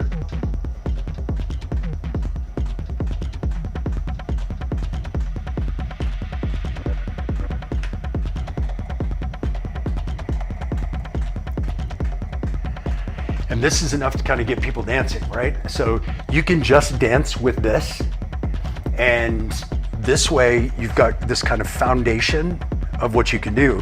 Then you can add things on top of it that are interesting. And if this is dancey and groovy enough, the interesting things just have to be sound designy, right? So like if we go back to I'll take everything off the pizza, and we'll do just like something really simple.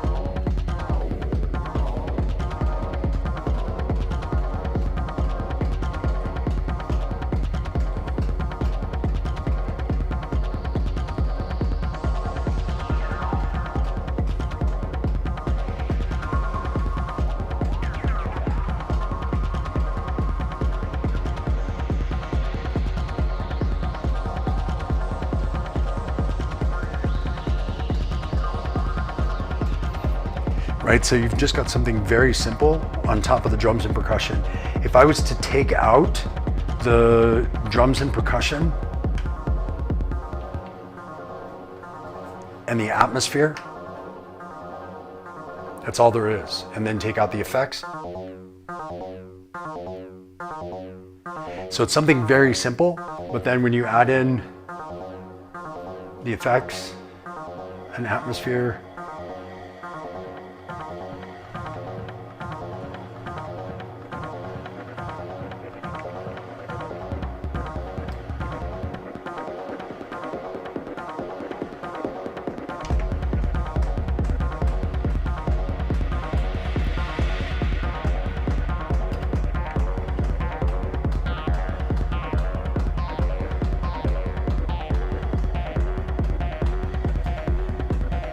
So you can get something fun and interesting to listen to while you're grooving to the groovy stuff. We haven't even added any cymbals yet, right?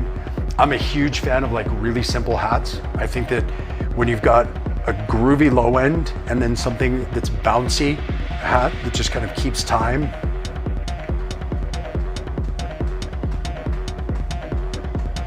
I think that's just like, you can't help but move to it, and that's kind of the whole idea.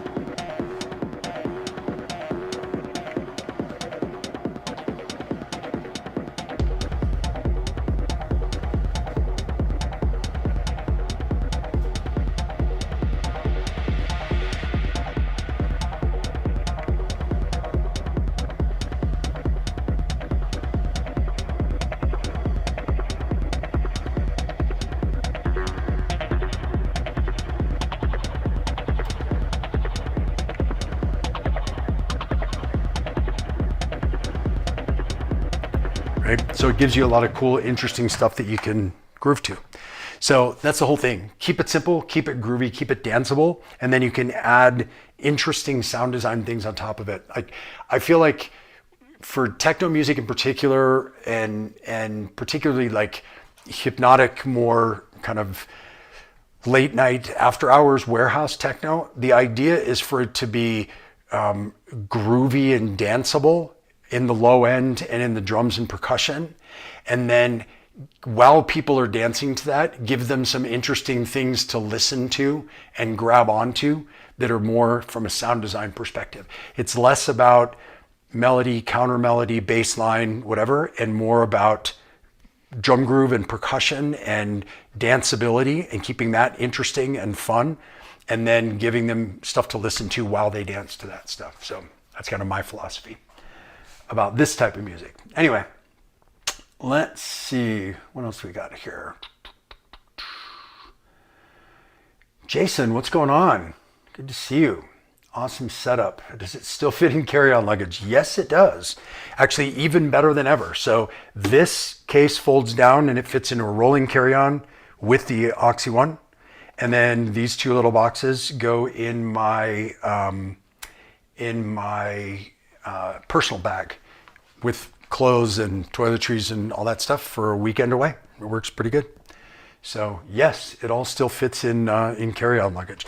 That's my limit, right? That's how I limit myself, is that my live setup has to be able to be carried on a plane, because 9 shows out of 10 I take a plane to. And so in order to be able to do that, without having to check bags, it all has to fit into this. The last thing I want is to have to put one piece of gear or something into a check bag and then have that bag not arrive, or get damaged or lost or whatever. And so this way I keep all my stuff with me under my control, so that way I'm sure that it all makes it to the show with me. And so no matter what, I can always play the show. And if I'm going for longer, like when I went to Superbooth, I'll pack a bag, but it's only going to be clothes and stuff. And I'll still keep a couple days worth of change of clothes in my carry-on bag. So that way, if that bag gets lost, as it did when I went to Superbooth, which was not cool. Was it Superbooth or was it? Yes, it was Superbooth. Sorry. When I went and I took that trip, my luggage got lost actually for 4 days. And fortunately, it was just my clothes. And I had a change of clothes and toiletries in my carry-on bag. And I had all of this because in those 4 days, I had 2 shows. And so if I would have checked a bag or put any of this stuff in the bag that I checked, I wouldn't have been able to play the shows. And so, yeah, very, very important for me that everything fits into carry-on luggage, because otherwise I can't play the shows that I need to play. So that's the whole limit. And I'm trying to get it to the point where it's as small as possible within that. So rolling bag and just 2 things in the personal bag. So yeah, the other thing that actually worked out really well for me this time was that I had forgotten this, and I don't know why. I always brought with me, I've shown it a few times on this stream, I have a power strip that has American plugs in the power strip, and then at the end of the cord is a European plug. So I can plug it into one Euro outlet and I can use all my regular power cables, and I don't have to have adapters for everything. Well, this time, because the only thing I had to plug in was the modular, I was able to, I brought this, where are we at here? I can show it this way. I brought this cable, which just goes between the brick of the modular and the wall. With the European outlet, I just swapped these out before I left. And so I took the American one out, put the European one in, and it was perfect. So I didn't need any adapters, which was super handy. I didn't need any adapters for any of the places that I played, which was really, really cool. I also have that same type of adapter cable for electron boxes that goes between the little box and the wall. So you can just swap that out for a European box when you go, which was very, very handy. So if you're from Europe coming to the US, or if you're from US going to Europe to play, just go on Amazon or go to your local electronics store and you can get just those parts of the cable to swap out. And so that way you don't have to have a whole bunch of adapters when you go to play a show and hope that they work and that they're powerful enough and that they don't get pulled out and they don't burn up and that they don't whatever. This way you can just kind of plug in exactly where you need to plug in. So it was very, very handy, I have to say, on this trip. And then I have one other adapter, which is pretty cool.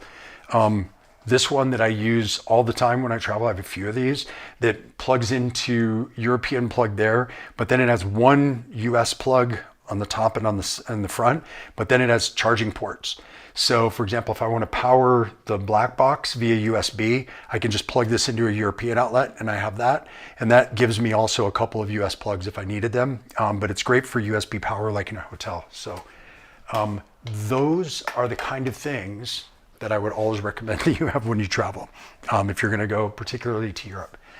One thing that we didn't talk about on this yet is, switch views here. This module right here, which is the Shockmod Griffin's Claws, you'll notice that I don't have much modulation in my case because my thing is that I like to be the modulation. I like to move the stuff. But if I come up with an idea that I want to have keep going, that's why I have cables here with me when I play. So I can take a cable. Each one of the channels of the Griffin's Claws is going into a mult. So I can actually send each one of them to 3 different destinations if I want to. So it gives me 12 different modulation source or destinations from 4 sources. So it's pretty handy. But if I was to just plug into one of these, and let's say, I don't know, let's say here, I was doing something with the pizza and I wanted to, yeah. So let's say I wanted to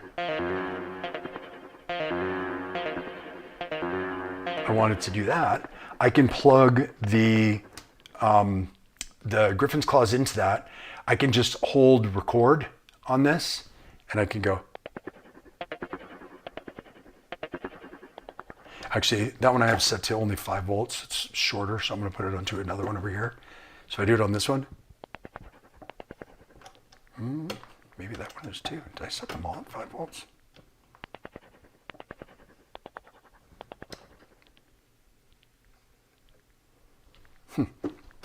So anyway, point being, so it's an offset to wherever this is. So that's going to send out that signal. And if I don't like it, I can just erase it.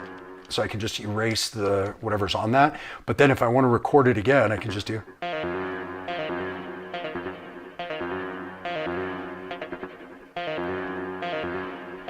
And then when I let it go, it'll keep going and it'll keep doing that thing that I was doing before. So it's a way to really quickly do modulation without having to plan the modulation ahead of time. I can just record that there. Now, the interesting thing, like I said, that's split, so that can go to different places. So I can send that also into, let's see what we've got here.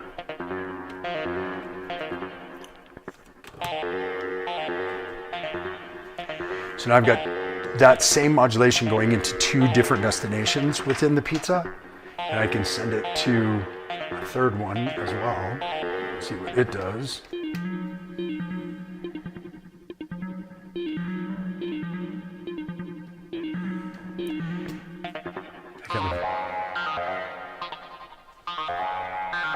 Or I can send it into the filter, into the FM.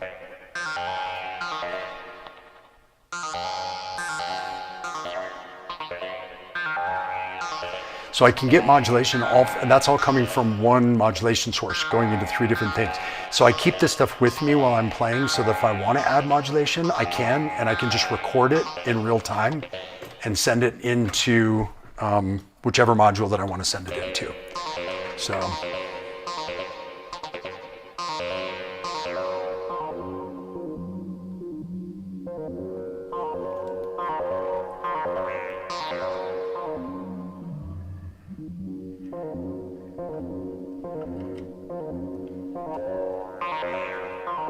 Right, so it's a very handy device for live sets like mine, where I don't do a lot of pre-done modulation because I don't know what I'm going to do, right? So I don't know where I'm going to be. So setting up, movements and LFOs and timing and different types of modulation, it's really difficult in advance if you don't know what you're going to do.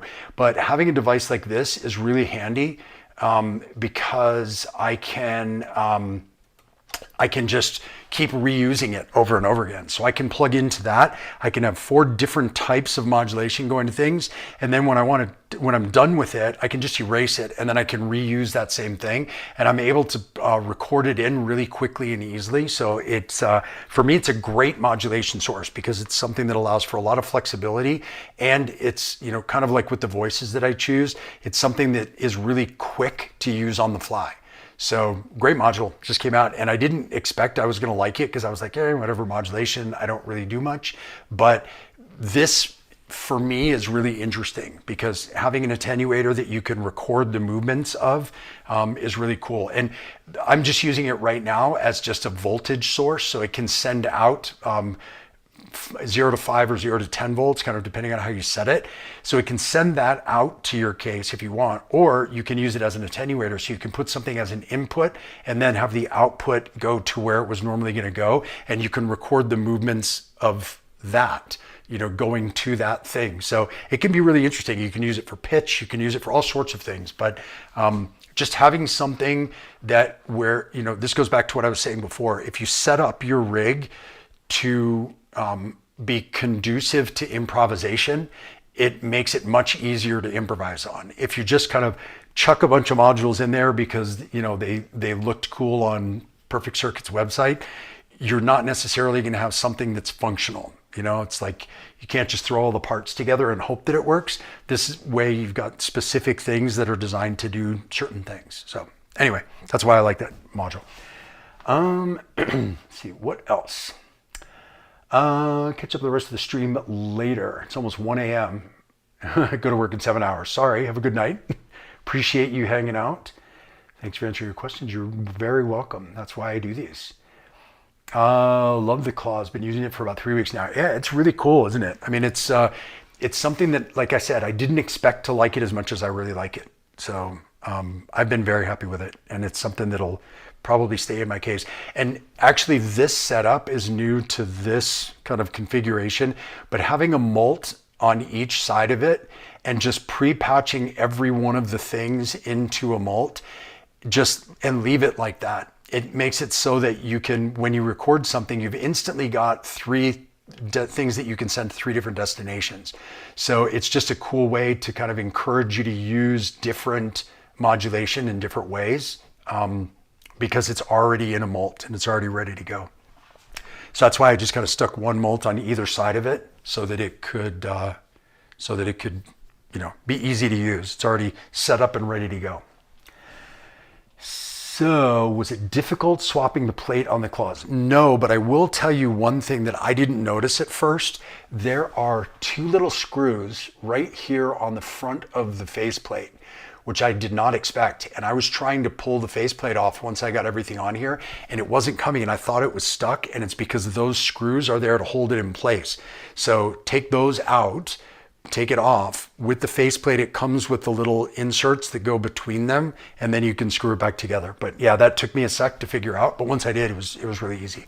As soon as I figured out that I needed to take those off, and I didn't just like try to jam it and break the thing. So no, it wasn't that hard, but it was good. The faceplate that I got was from Mork Modules in Sweden, MORK, and it came with the little spacers for those screws as well. So very, very cool.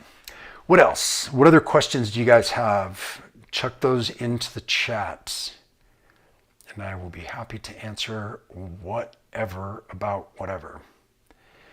Gear stuff or tour stuff or gig stuff. One more time, I'll throw out there, if you are in Europe and you are a promoter or you know a promoter, I have dates available in October. I will be there in October already, so you don't have to worry about flights. And so if you've got events that would be a good fit, let me know. It doesn't have to be an all hardware event. Happy to play as part of a whole night with DJs. So just let me know. But I would love to, so definitely hit me up. We got here. Hey, it's been a while since I caught a stream. Yeah, good to see you. Welcome. Yeah, so if you're in Europe, I would love to come play in your town. So get your promoters to hit me up. Instagram's easy, or they can send email to max@iuartists, and that'll get to me as well. So yeah, definitely send me info if you would like to have me play in your area. I would love to come and play your town. So what other questions you guys have for me? Anything else before we call it a day here? No? Before we have had enough with our enjoyable Saturday afternoon? Cool. All right. Well, if that's it, then I will say see you later. Thank you guys very much. I appreciate you coming and joining me and hanging out for the live stream. And if you're interested in the courses, like I said, circlelive.com/courses. You can check out the outline of everything that's in the courses. There's a discount online right now. There's a discount code when it'll pop up when you go on there. So use that to get signed up for the August course, which starts August 7th and goes for a month. And the self-paced part you can access until whenever. But yeah, the actual course part of it is 4 weeks long. So not a huge time commitment, but you'll learn a lot. It's a lot of fun. You'll meet some really cool people, and it's a bunch of extra time that we can hang out together and nerd out about the stuff that we nerd out about. So hope to see you there. Hope to see you guys sign up for the courses. If you have any questions, feel free to reach out to me. Instagram, DM, or is always a pretty easy way to get me. And yeah. Thanks very much, and I hope to see you all again soon. Take care. Bye-bye.